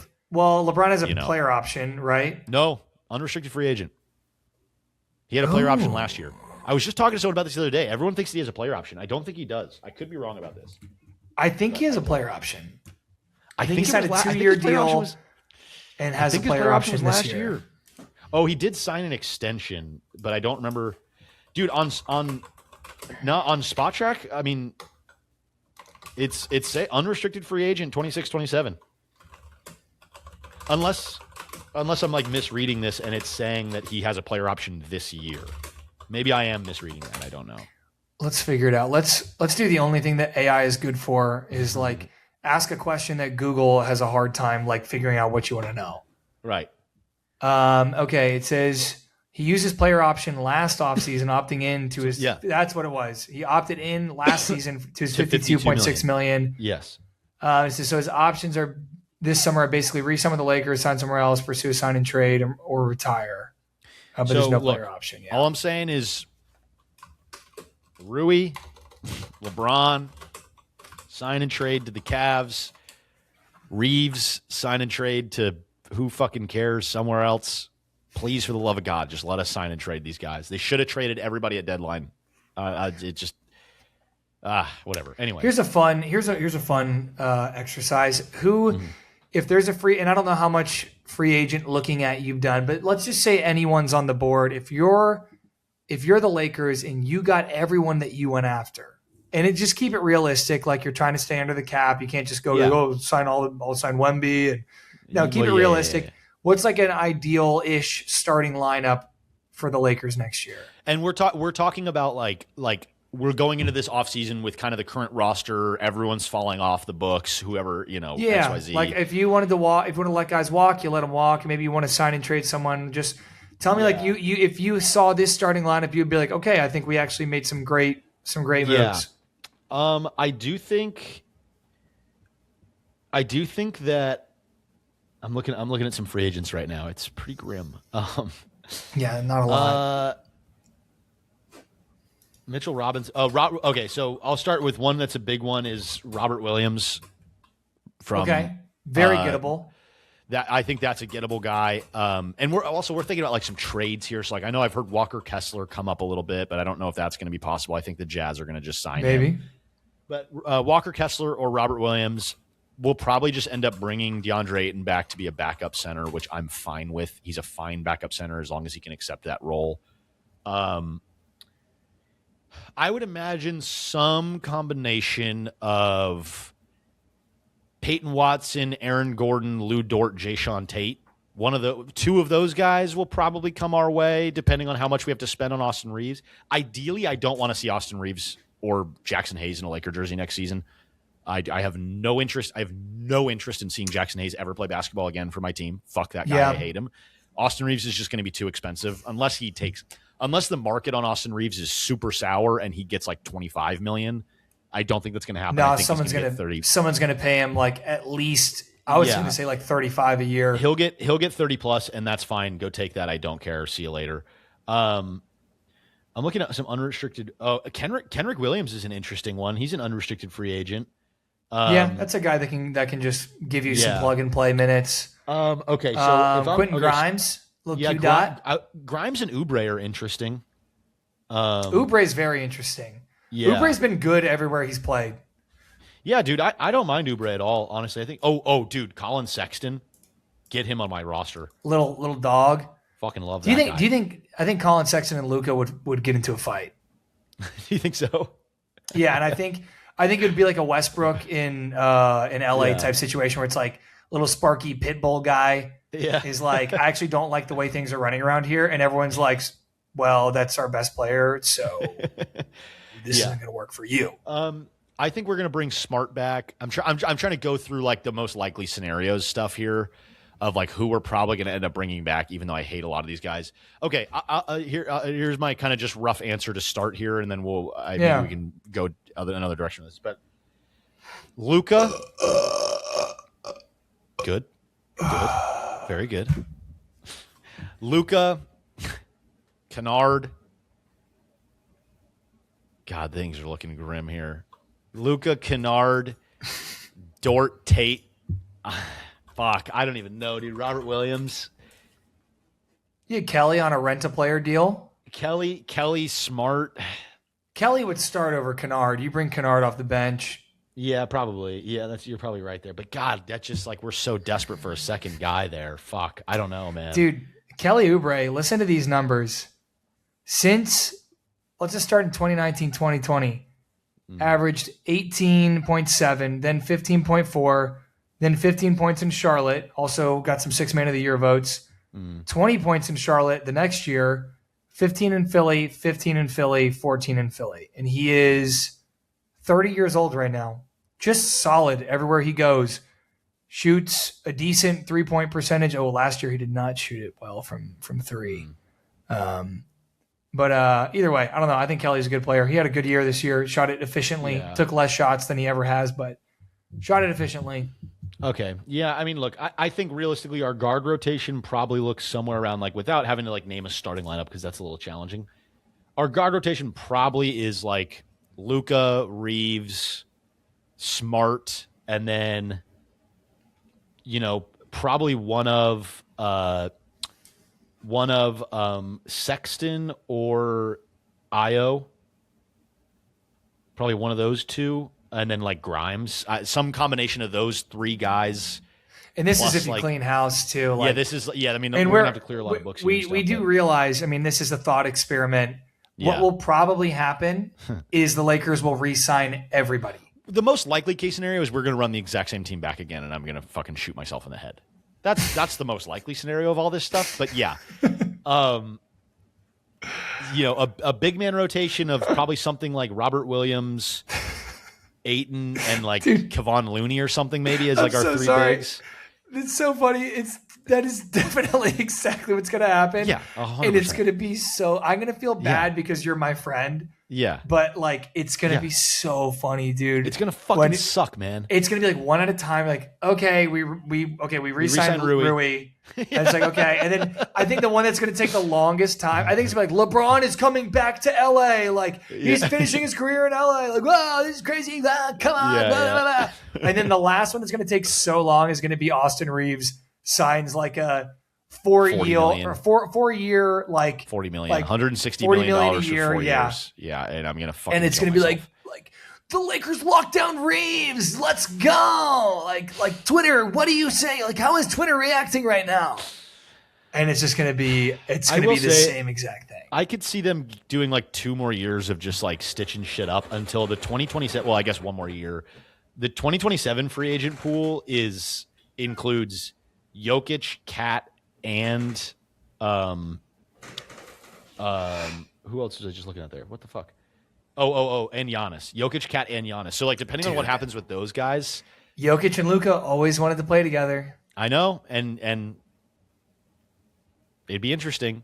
So I don't know, man. I don't know if they just do one more year of like stitch this shit together and try to get to a conference final, but I don't like where we're at, man. I don't like anything about where we're at right now and what we're looking at. I don't think the free agent. I think we will end up with some amount of Jayshawn Tate, Lou Dort, Peyton Watson, Aaron Gordon. Some one of those guys seems likely. I think we'll land like one of like Colin Sexton or Ayo Dosunmu, like one of those guys, and I think we'll get one of like Robert Williams, Mitch Robinson, Walker Kessler, and Ayton will be a backup. And we're just going to kind of run back the same fucking team. You're definitely you're going to have the same exact starting lineup as you did this year. Probably. Yeah. Yeah. Well, I'm curious to see what the Mavs do. I think after you got off last time, I was like, yeah, I'm going to do some like draft talk. And I literally just talked like, well, the Mavs could take this guy. Well, hey, this guy actually would be a great fit. Awesome. Yeah, it'll be an interesting offseason. I don't know. We'll see how this all goes down. Speaking of interesting off seasons, our Newcastle, our Magpies, just sold their young wunderkind, Anthony Gordon. That's what I said when you said it to me. I was like, oh, the wunderkind. Yeah, the wunderkind. That's like the wunderkind. Wonder Boy. Is the actual wunderkind is actually the word, but yes, I don't know why it's kind, but anyway, Anthony Gordon, who is a British left winger that played for Newcastle, he sort of played for Everton for a little bit, and then Newcastle when we got a bunch of money from all the Saudi oil money, whatever. Nobody talks about that. We don't need to talk about where we got our money from. Newcastle got a bunch of money, and they went out and got this young phenom. Sorry, I just saw chat. Dinky Doodle 987 said someone check on GOAT when they eventually re-sign Jackson Hayes. I will genuinely consider boycotting the Lakers until he's off the fucking roster. Ooh, this never watch a game. Yep. Until he's up. Wow. I was going to say, like, how long are you going to suspend the Lakers for? How many games are you going to not watch? But if it's an indefinite suspension. Genuinely may go indefinite suspension if they have Jackson Hayes on my roster again. I can't fucking stand that idiot. I can't stand that idiot, dude. Fuck that guy. Well, give him a hard suspension, and then if you're still not into it, you can be like, I'm not going to watch a game till he's off. Yeah. But give me a hard number of games you're going to boycott if the Lakers re-sign Jackson Hayes. 82. 80. Wow. So, there's only 81 games in a season. So you're going to go 82 to make the playoffs. You're not going to watch the 81 first games in the season? What are you talking about? Pretty sure there's 81. No, there's 82. It's like the whole thing is like. I think there's 81. Am I? It up? Let's see. How many games in an NBA season? 82, brother. Unless they just changed it. They changed it recently? No. I mean, if they're anything, they're not adding less. Oh, 82. Oh. I just thought it was 81. Why? I don't know. I've just always thought that. I've said that a lot. Like, hey, do this for 81 games. No, the phrase is always like, do it for 82. No one's ever corrected me until just now. Well, that's because I'm a good friend. I'm the type of friend that if I saw a bug in your nose or food in your teeth, I'd tell you. Like, hey. You got bad breath, I'd hand you a stick of gum. That's true. That is a litmus test of like, hey, does someone care more about your well-being than they do about the peace in the room and not confronting someone? Yeah. It's kind of like the grocery cart test of like, do you put your grocery cart back in the cart area or not? Always. If you don't put your cart back, you're a piece of shit. You are. And if a listener does that, I'm sorry. Like you are. Yeah, you got to fix that, dude. Quick. You're a fucking dick. You ever see the Card Narcs guy? Yes, of course. Yes. I love the Card Narcs guy. Yes. Beep, beep, beep. I like that he's over the top annoying with it. I actually enjoy that he's so cringy annoying with it. I think it's so funny. Dude. You know what tickles? Tickles my testes every time I see it?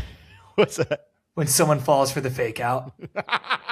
When he puts the magnet on the car, they get out like, "Don't touch my car! Don't touch my property again! I'll fuck you up." There's actually nothing on your car. Yeah. But I love it when he actually does it the first time, and then they take it off like to throw it in the bush. He's like, "It's okay, I've got another one."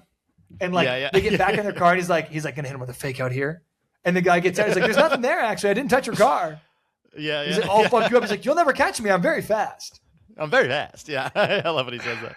He's great. It's But fantastic. dude, yeah, That so- is the litmus test of just being a good citizen or not. It is. It is. But anyway, yeah, 82. I will boycott all 80. I mean, look, I say that. Hey, thanks for getting that boogie out of my nose. Appreciate it. You're welcome, brother. But no, Unfortunately, it's in front of all of our listeners. Just embarrassed It was me. pretty public. It was pretty public. I can't stand. Okay. I can't stand to watch Jackson Hayes again. Anyway, Newcastle, Anthony Gordon. Yes. Young star left wing who's like, nobody thinks this kid's ever going to be like the best in the world, but he's certainly a very good player. Newcastle has definitely been better recently than they have been in the past. They made like a decent Champions League run, and they played Barcelona in I forget which round it was, round of 16 or something like that in the Champions League. And Barca came out after the game and they said, "Hey, these guys press like motherfuckers. These guys are dogs defensively. You don't have an inch of space. Like these guys are they're in your shadow. There's nothing you can do."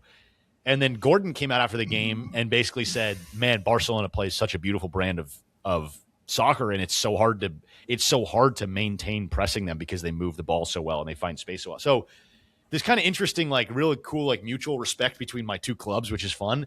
And then the news just broke. This came out a little bit ago that Barca was pursuing Anthony Gordon, and we've seen kind of wingers of the same level go for around like between 40 and like $60 million transfer fees or euro, 40 to 60 million euro transfer fees. Wingers around the same level, right? And Barcelona has like lost a couple bidding wars in the last couple transfer windows for guys at similar positions where like teams have just kind of outbid them, and Barcelona's been in a really bad place financially. The post-Messi era of Barcelona was a nightmare. They got caught doing some illegal shit, basically. They got punished for some stuff. There's this thing similar to a salary cap in basketball and football or whatever called the 1-to-1 rule.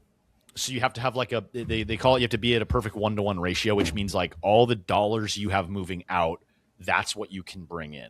So it's similar to like the aprons in basketball, where like if you have more money coming in than you're sending out and you're at like a 1-to-3, there's like hard punishments on how much you can spend. So okay, think of the 1-to-1 rule sense. like the salary cap essentially in American sports. So Barcelona had been in a really bad place. We just got back to being at a 1-to-1 ratio recently. And so we were just able to do something like this. And there's another player. He's a striker. He's played striker for Atletico Madrid. His name is Julian Alvarez. He's an Argentinian player. He's not really known as like a prolific goal scorer, but he has a crazy high motor. Like his engine is fucking sick, and he presses really well from the front.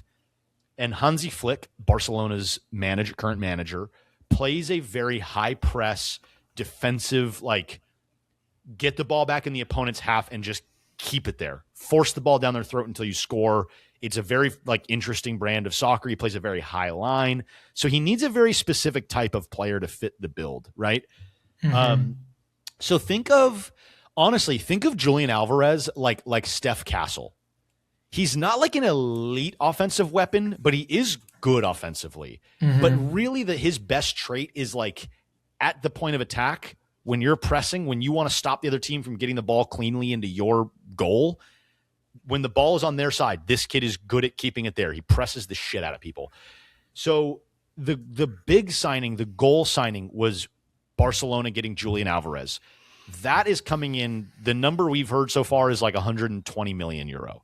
This is a big signing. And Atletico Madrid and Barcelona have kind of had a rivalry recently. And everyone's like, Atletico Madrid doesn't want to sell their best player to their biggest competition. Yeah. Unless it's like they really milk them for all they're worth, right? So that signing has been like, is that going to happen? Is it not? Some of the clubs in England, I think Arsenal and Man City have gone after Alvarez. PSG has gone after Alvarez. So there's kind of a bidding war going on for Alvarez, and just sneaky behind closed doors in the shadows, operating in the shadows. Barcelona just comes out all of a sudden. This transfer starts gaining steam the last couple of days and just happens out of nowhere today. Barcelona spend about 80 million to 90 million euro. There's some fees and stuff that go along with it, and some, it's a little bit different in soccer. But essentially, around 90 million euro. Barca just bought Anthony Gordon from Newcastle. Good deal for Newcastle. Newcastle just got 90 million euros to go spend this transfer window. They've got a lot of concerns they need to address. Now, obviously, they will need a winger to replace Anthony Gordon's position, but they've got some issues they got to go out and address. And I think it's a good move for Newcastle to sell high on Anthony Gordon. Yeah. So, like, what's our ROI there? Like, what did we get? Was Anthony Gordon like a guy who came up through like the younger, like equivalent to like minor league clubs? Was he a guy that we like bought early on and he got a lot better? I'm sorry. I typed this wrong. Okay, here we go. So Anthony Gordon came up through Everton's academy. Mm-hmm. So he came up. So like what the minors would be. Anthony Gordon, well, kind of, not really, but yes. Anthony Gordon came up through Everton and then was sold to Newcastle in 2023 for about 45 million euro. Okay. And then played with Newcastle for about 3 seasons. And then it came to the point where it was like, Newcastle's not winning enough. They need to spread this value around. Actually, when he first started popping off for Newcastle, he was playing fantastic. The year that Newcastle was like, this is last season, basically. They ended, I think, 5th or 6th in the table in the Prem, which means they made it to Champions League. I think they were 5th in the Prem or something last season. Okay. Which means they got a Champions League run this year. That was mostly spurred on by Anthony Gordon being a phenom offensively, and he also, similar to like Julian Alvarez, presses really well from the front. Like he's a really high motor, very pacey, very fast, kind of just everywhere. And then played really well. And then this year in the Champions League also played really well. At one point, I think he was a leading goal scorer in the Champions League before Newcastle was like bounced. Like he was playing really well. And Barcelona's biggest issue in the last like decade has been they cannot win in the Champions League. Post Messi, and even towards the later end of Messi's career, we've won La Liga, we've won Copa del Rey, cannot win in Champions League, cannot get deep in the Champions League. So I think this was one of those signings where they essentially overpaid. They paid 90 million euro. It's a great deal for Newcastle. Newcastle gets to net about 50 million euro. Yeah, double your investment. As a whole on the deal. Yeah. Doubled your investment. Now you can go find the next Anthony Gordon to go pay 30 to 40 million euro with some other smaller club that can use that find someone money. Else too. Yeah. And then you can replace the other missing pieces, right? So good deal for Newcastle. But I think the reason Barca did it is because Hansi Flick, Barcelona's manager, has been saying, I want to go compete in Champions League. I'm tired of losing in Champions League. And for my brand of soccer to work, we need someone who is going to compete in Champions League and is going to be this high press type of player. I would equate this deal similar to the 5 first-round picks for Mikal Bridges that everyone was like, it's an overpay, but you get why they do it because this guy is... He's going to be a star in his role, and that's exactly what they need. Gives you exactly what you need for this type of coach on both sides of the ball, basically. So that's what I would equate it to. Like, it's an overpay, but I get why they did it. Now, the next sort of like phase of Barcelona's offseason here is like, they call it the transfer window, by the way, is kind of more. I'm accurate. familiar. So the next phase of this is essentially like, we still want Julian Alvarez, but he's going to be so expensive. The other one that's interesting is Pep Guardiola, who used to be Barcelona's coach. He's one of the greatest coaches ever. He was coaching Man City. He just left. And Holland, you remember Holland? He's the best striker in the world right now, essentially, outside of like Harry Kane. Holland now is saying he wants to leave Man City. And some are saying that he may end up on Barcelona. So my theory is Barcelona did this deal first because they were like, hey, we can get a player who's played well in the Champions League. He's a young star that fits our manager's play style perfectly, right? Let's get this deal done. Good. Got that done. Great. We're here now, right? Now we have some players we need to sell. So they've got some guys that like moving forward, we just have depth at the position or they just don't fit the new regime's play style well enough. Jules Koundé, French defender, probably will be gone. Araujo probably will be gone. Also plays defender. He doesn't even really get minutes for us anymore. Frankie de Jong, who I love. He's like a center defensive mid, Dutch player. He'll be fun to watch in the World Cup. Watch him in the World Cup. He's a great player to watch. Frankie de Jong's really cool. We'll probably sell him because we're pretty deep in the midfield. So my theory is they did this deal first because they essentially wanted to tell Atletico Madrid, go fuck yourself. We're not going to sit on our hands and waste time going back and forth with you over Julian Alvarez, who's the better player than Anthony Gordon, right? Also, Bayern Munich was in a bidding war for Anthony Gordon. So I think Barcelona was just like, you know what? We're not going to get outbid again. We're not going to keep losing guys. Our manager likes this kid and thinks he plays well at the position. We're going to go get him, and we're going to figure out the rest later. And I think it was more a sign to the other clubs that, like, we're not going to keep being everyone's bitch because we're in financial ruin and we have our hands tied. We're back to actually being able to afford some shit. So we're not going to sit here and let everyone like fuck with us and bid us up and make us overpay for everything. We're going to go get the guy we want early in the transfer window. And now we're sellers. Now we're going to go sell some guys and we're going to go get the guys we want. So my theory is they're actually going to end up with either Haaland or Julian Alvarez as well. And I would be elated with either of those. Both of those guys would be perfect signings for us. Signings for us. And we still need a center back probably. But I think the number 9, the striker role now is still, that's the more important. What formation do y'all run? Lewandowski also played his last season for us. He's gone as well. What was your question? Sorry. I was going to say, what formation do y'all play in Barcelona? So we play like a in the modern era, it's been called like a 4-2-3-1. So whenever you say these, you start with defense and then midfield and then forward. Sometimes there's 4 numbers because there's like 2 layers of a midfield. So it's similar to like a 4-3-3. That probably makes more sense. 4 defense, 3 midfield, 3 forward. And you just have 2 wingers with a striker, essentially. Yes. So yeah. Okay. So I've been playing pro club, so I have been learning more. And even when you say like center attacking midi, center defensive mid, like whatever, fullback, like I know those positions because I've played them. I have like one offensive guy and then a big like target build that actually I gave a lot of defense and will play like center defensive mid or so lit. Like just be in the back line or just a big target in the middle. I want to play pro clubs so bad, dude. I miss it. I miss being I might be on tonight, but I know you got a buddy in town, but we'll see. Dude, we've both been traveling.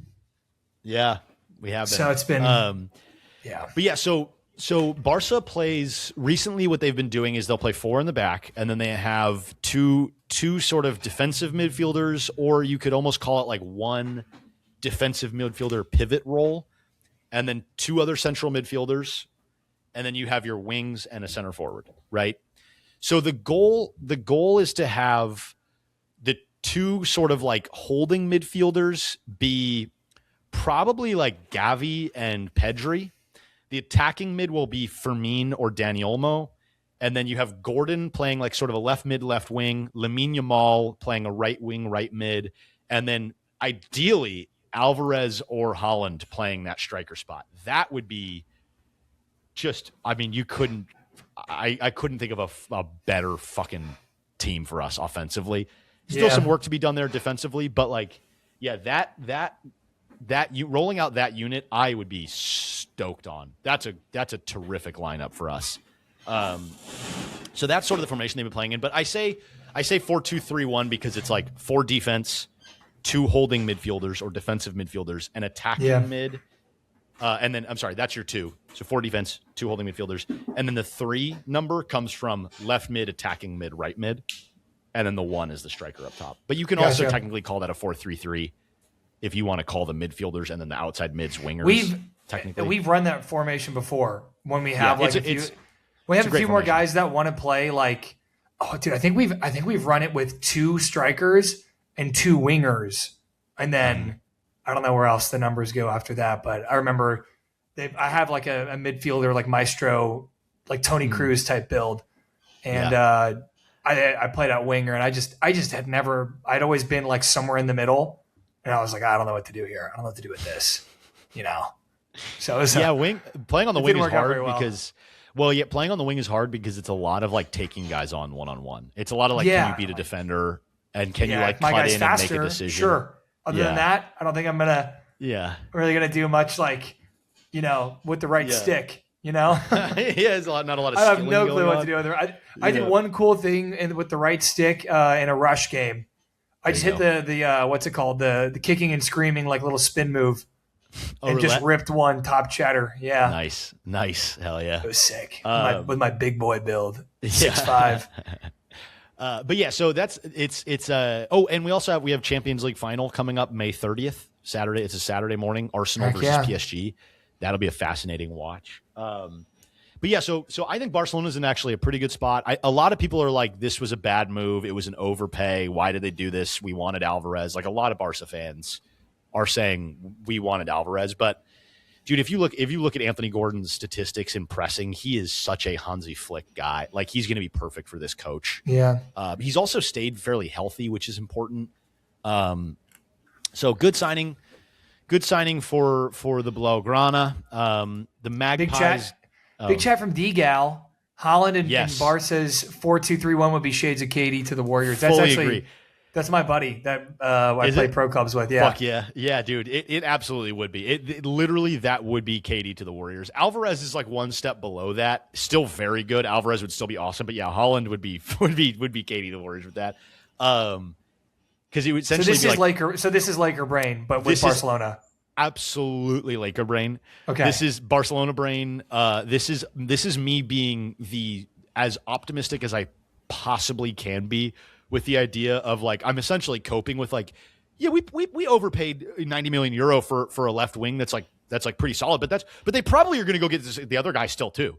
They're probably still going to go get the other guy too, right? Like that's realistic. We did this because we didn't want to pay 120 million, and we want to leave a little bit left over for the other guy, the real guy that we're going to get, the real big splash signing. I hope of the transfer window. I hope what they do is sell, because we have some guys that are like very talented players. They just don't fit the new regime, and it seems like the Barcelona ownership is like, we're going with our coach and this play style.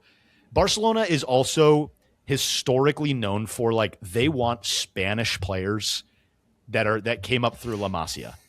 La Masia is like the academy that you go up through for Barcelona. Barcelona historically, which by the way is the best academy in the world. Barcelona and actually ironically Ajax in the Netherlands have been known to have the two best like academies in the world. They just produce top level talent constantly. It's crazy. But Barcelona's academy, La Masia, they are known. Actually, you sent me a video of a La Masia kid the other day and said this kid is nasty. Oh, that's La Masia? That's La Masia. Anytime you see like little Barcelona players, that's La Masia. Okay. Dude. So that's like that video is just how I pictured you as a child. He was just playing like, I think he was like a left wing. He was like a midfielder that I think just floats around the field and finds space, which is cool.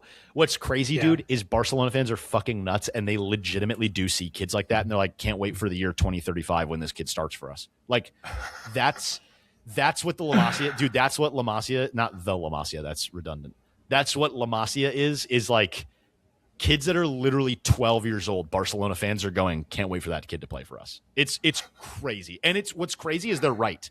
Like, right now, dude, we have Pedri, Gavi, Lamine Yamal, one of our best players. Balde, who has been a little shaky, but like he's been good. Cubarsi, Gerard Martin, so many players starting for this Barcelona team right now came up through La Masia, and it's to the point where like Barca fans in recent years have been like, okay, we love La Masia products. At some point you got to go spend on, big names and go bring guys here. But this has also been the first season we've been financially able to do so.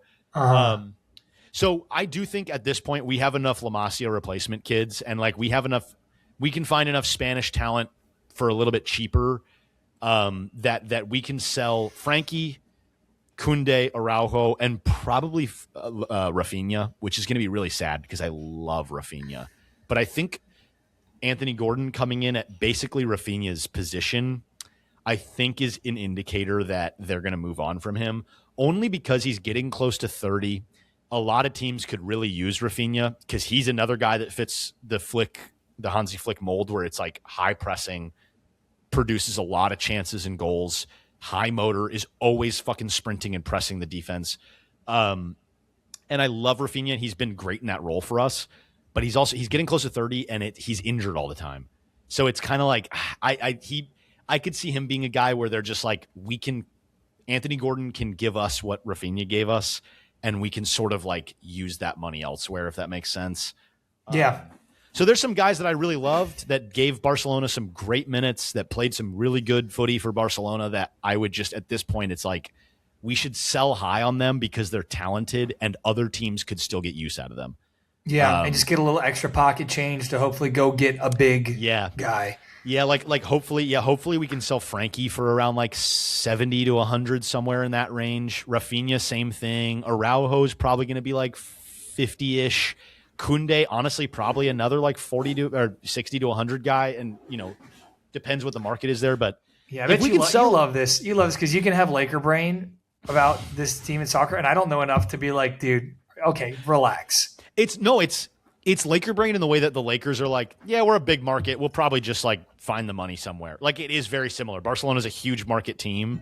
But this is also like, a lot of these things are rumored. This is not me just like coming up with this on my own. A lot of these are rumored. Like, Barcelona's probably going to move on from some of their bigger names because they know that they can replace the value on the field, but they need that value somewhere else. So like right now we don't need Frankie, Araujo, or Koundé.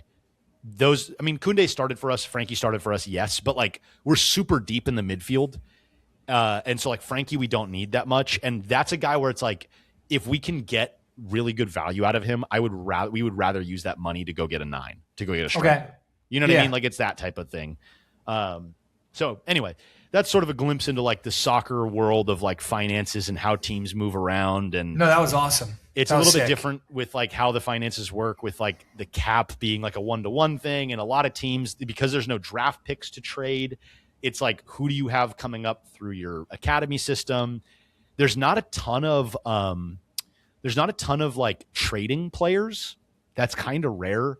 Every once in a while, you'll get like, okay, this team has an older center back that we'll attach 50 million to because we want this center back that's younger and better. Like, sometimes you'll get like money plus a player, or sometimes it's like, hey, we'll give you this young guy plus money to go get this better player. Like, sometimes you'll get that, but it's pretty rare. Okay, interesting. So it's a lot of like, paying the transfer fees. Sometimes you get players what's called on a free, which means that their contract is up and you just get to go pick them up and scoop them for whatever their salary is. Free agent. Okay. It's a free agent. Yeah. So it'll be interesting to see what comes of this Barcelona transfer window, because there's a chance, in my opinion, there's a chance that they make the right moves here and they actually become they're back like to a greatness. Superpower again. They're back to greatness. Yeah, I'm fingers crossed that's what happens. Yeah. Well, that was good. Good soccer talk. Thanks. I can't wait for the next explaining soccer to Americans video. Yeah, I'm cooking it up. I have one script that's talking about like formation and positional stuff. Oh, I love that. Yeah, it'll be really cool because I'm kind of giving like a, hey, this guy is like what you would consider to be like a center back, or like doing like this guy's what you consider this is to be your like point guard, a corner or a point guard. Yeah, exactly. Yeah. So I'm trying to like work that one out, but that one's been really lengthy. I'm trying to like figure out the quickest way to do that.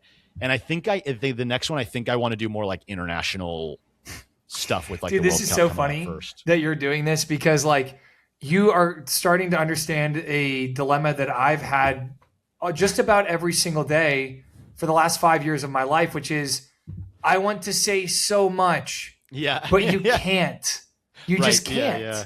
No, people's like, attention spans are just cooked. I do want to make like long form versions of this and start making YouTube, but like I just don't have the time. It's a lot of work. It's a lot more work than people think.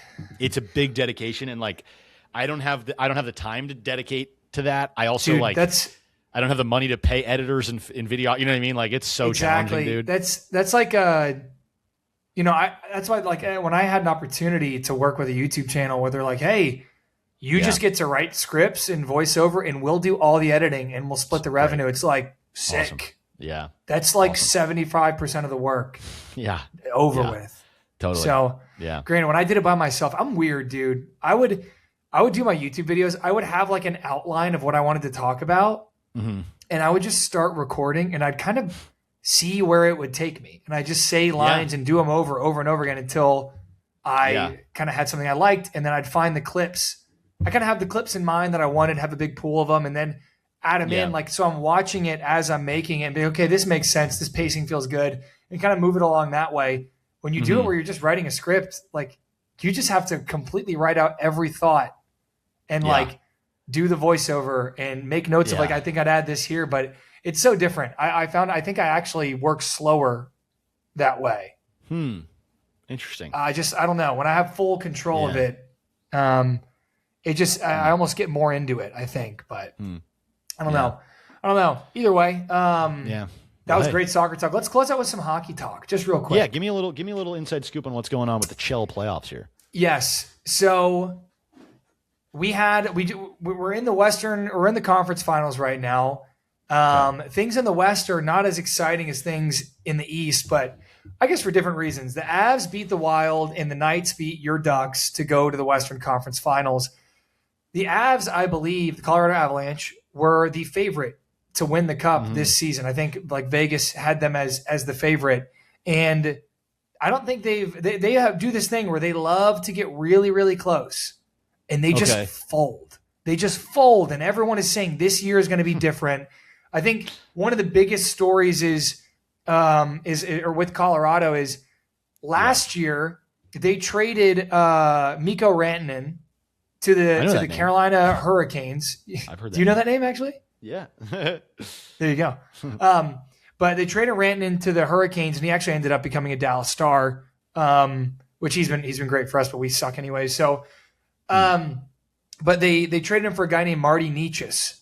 And Necas' first year in Colorado last year, they got tripped up and they lost early in the playoffs. They lost to Dallas, I believe, and then Dallas lost to Edmonton. But Necas was kind of the guy that was supposed to step in for Rantanen, because if Connor McDavid, and I know I'm all over the place, but if Connor McDavid is the LeBron James of the NHL, Nathan McKinnon is the 1B, whoever that equivalent would be. Yeah. It's like McDavid is 1A and McKinnon is right there 1B. Like, McDavid is clear is the more dynamic guy, but if he didn't exist, then McKinnon would be the best player in the NHL far and away. And so Rantanen was kind of like McKinnon's number 2. Like a really, really, really, really good Robin to have, like a Luka Kyrie situation. Two very different players, and obviously McKinnon's the guy, but Rantanen makes them like who they are, and allows McKinnon to be so much better, because Rantanen's like a big-bodied, like setup guy where if he has the puck and you're on him, he's so comfortable with someone on his back, like hacking away at him or shoving him in the like. He just wears people. People call him the Moose because he's just a big ass dude. It's a big fucking moose with like on the puck, and you can't shake him off of it. He's strong as hell. That's fire. Great vision. He can score goals. He can set guys up. So this is their first year with a full season to go at it, with Marty Necas on the line as a center with Nate McKinnon. And they also they got one of the best defensemen in the NHL in Cale Makar. He's an offensive, like jump in on the rush kind of guy. He's going to score goals. He's going to have a ton of assists. He's going to be super involved. And this is their first full season with all those guys, and they were awesome during the regular season. They were awesome. They sweep the Kings in the first round of the playoffs. They beat the gentlemen sweep the Wild 4-1, and they just got swept by the Vegas Golden Knights in the Western Conference Finals. And they looked pitiful. Really? They looked atrocious. Completely out-cultured. And they're like... So what you're saying is if my Anaheim Ducks would have beat Vegas, if they would have beat the Knights, they would have maybe had a chance. Maybe, because like I think what Vegas's identity is, like, we're really big, we're physical, and we're going to wear you down. And that's kind of what Colorado's identity is. They are really big, they are physical, but not. They're more like the Dallas Stars, or like, hey, we do have size and we can match physicality, but if your identity is to be physical, we can't match that. And that's what happened to Colorado. With Vegas. But who knows? I mean, I don't know matchups well enough in hockey to say like, and I'm actually would have had a really good chance against Colorado. I just simply don't know. But I mean, dude, they completely lost their identity. And probably the most surprising game was Game 3. They go down 2-1. They lost Game 1 4-2. They lost Game 2 3-1. So like a few 2-goal games, which there's some empty netters in there too. If you're down by 1. And then you go empty net and they score one at the end of regulation, whatever. But game 3, they go up. The Avs have a 3-0 first period. Wow. 3 goals to nothing, like on fire. You're like, okay, here's Colorado. They're waking up. They lose that game 5-3. Wow.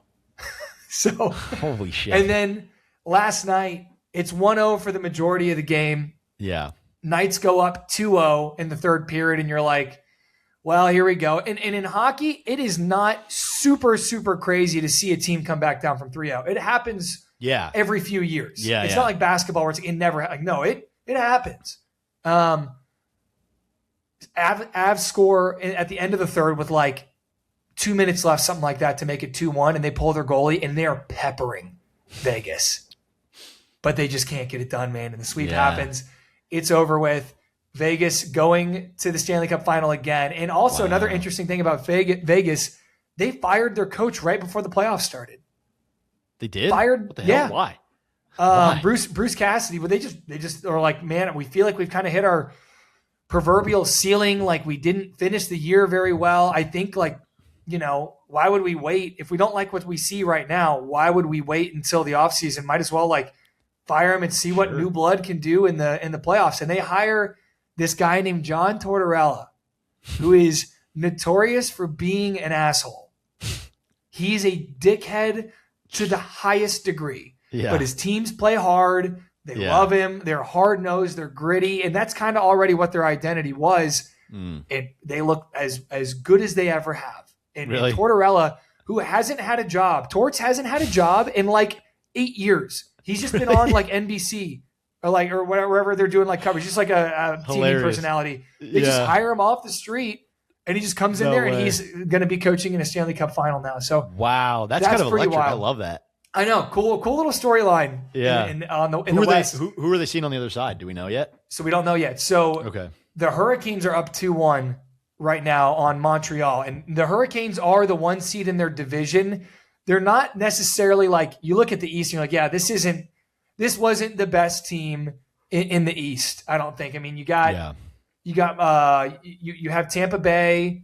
Even the Penguins looked awesome during the regular season. They were a 2 seed in their division, and then Buffalo was the 1 seed. But the Hurricanes were very good. I would say the Hurricanes feel like the Donovan Mitchell Jazz team going into the playoffs as a 1 seed, or maybe that's kind of the talk, the feeling about them. This is kind of their first time being they're really good.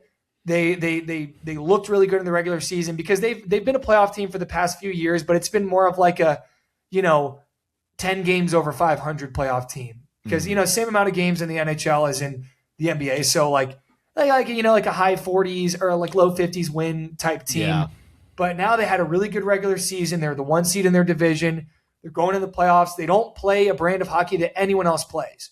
They're so weird in a sense of they don't go out and get big names. And I talked about how Rantanen got traded to the Hurricanes. That was the guy in Colorado. He's I don't want to play here. Actually, I don't want to be a part of this. I don't think that you guys are legit. I want to play for a contender. And so he kind of forced his way out, which is really, really rare in hockey, and said, you trade me or I'm not going to play. Wow. So the Hurricanes said, okay, we can play this game. We'll sign you to a big deal. He played half a season in with the Hurricanes. It was I don't want to do this. We'll sign you to a big deal and we'll trade you where you want to go. And he ended up getting traded to Dallas, and Dallas gives up a really, really promising young player. Different guy, smaller dude, quick, kind of a spark plug energy guy, but talented. He goes there and he's awesome. He's having a fantastic playoffs this year. They play a man defense sometimes, which is unheard of in hockey. You never man up in hockey. Outside of maybe really, really youth hockey of hey, this other team just has one guy that's far and away better than our whole team. We just got to kind of shadow him and double team him when he has the puck. You don't do that. And they do it and it works. And so they're all about getting the right guys. They're all about fit over talent.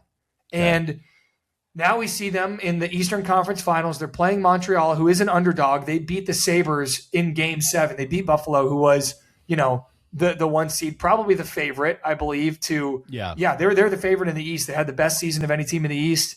But now they're up. Montreal is playing Carolina.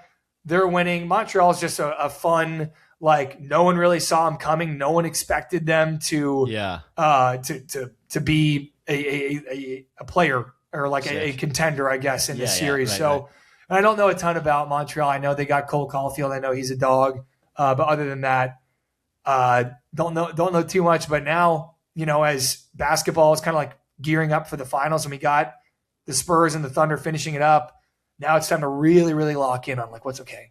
Yeah. What's the storylines here? Who are we going to see in the Stanley Cup Final between Montreal and Carolina? Tonight?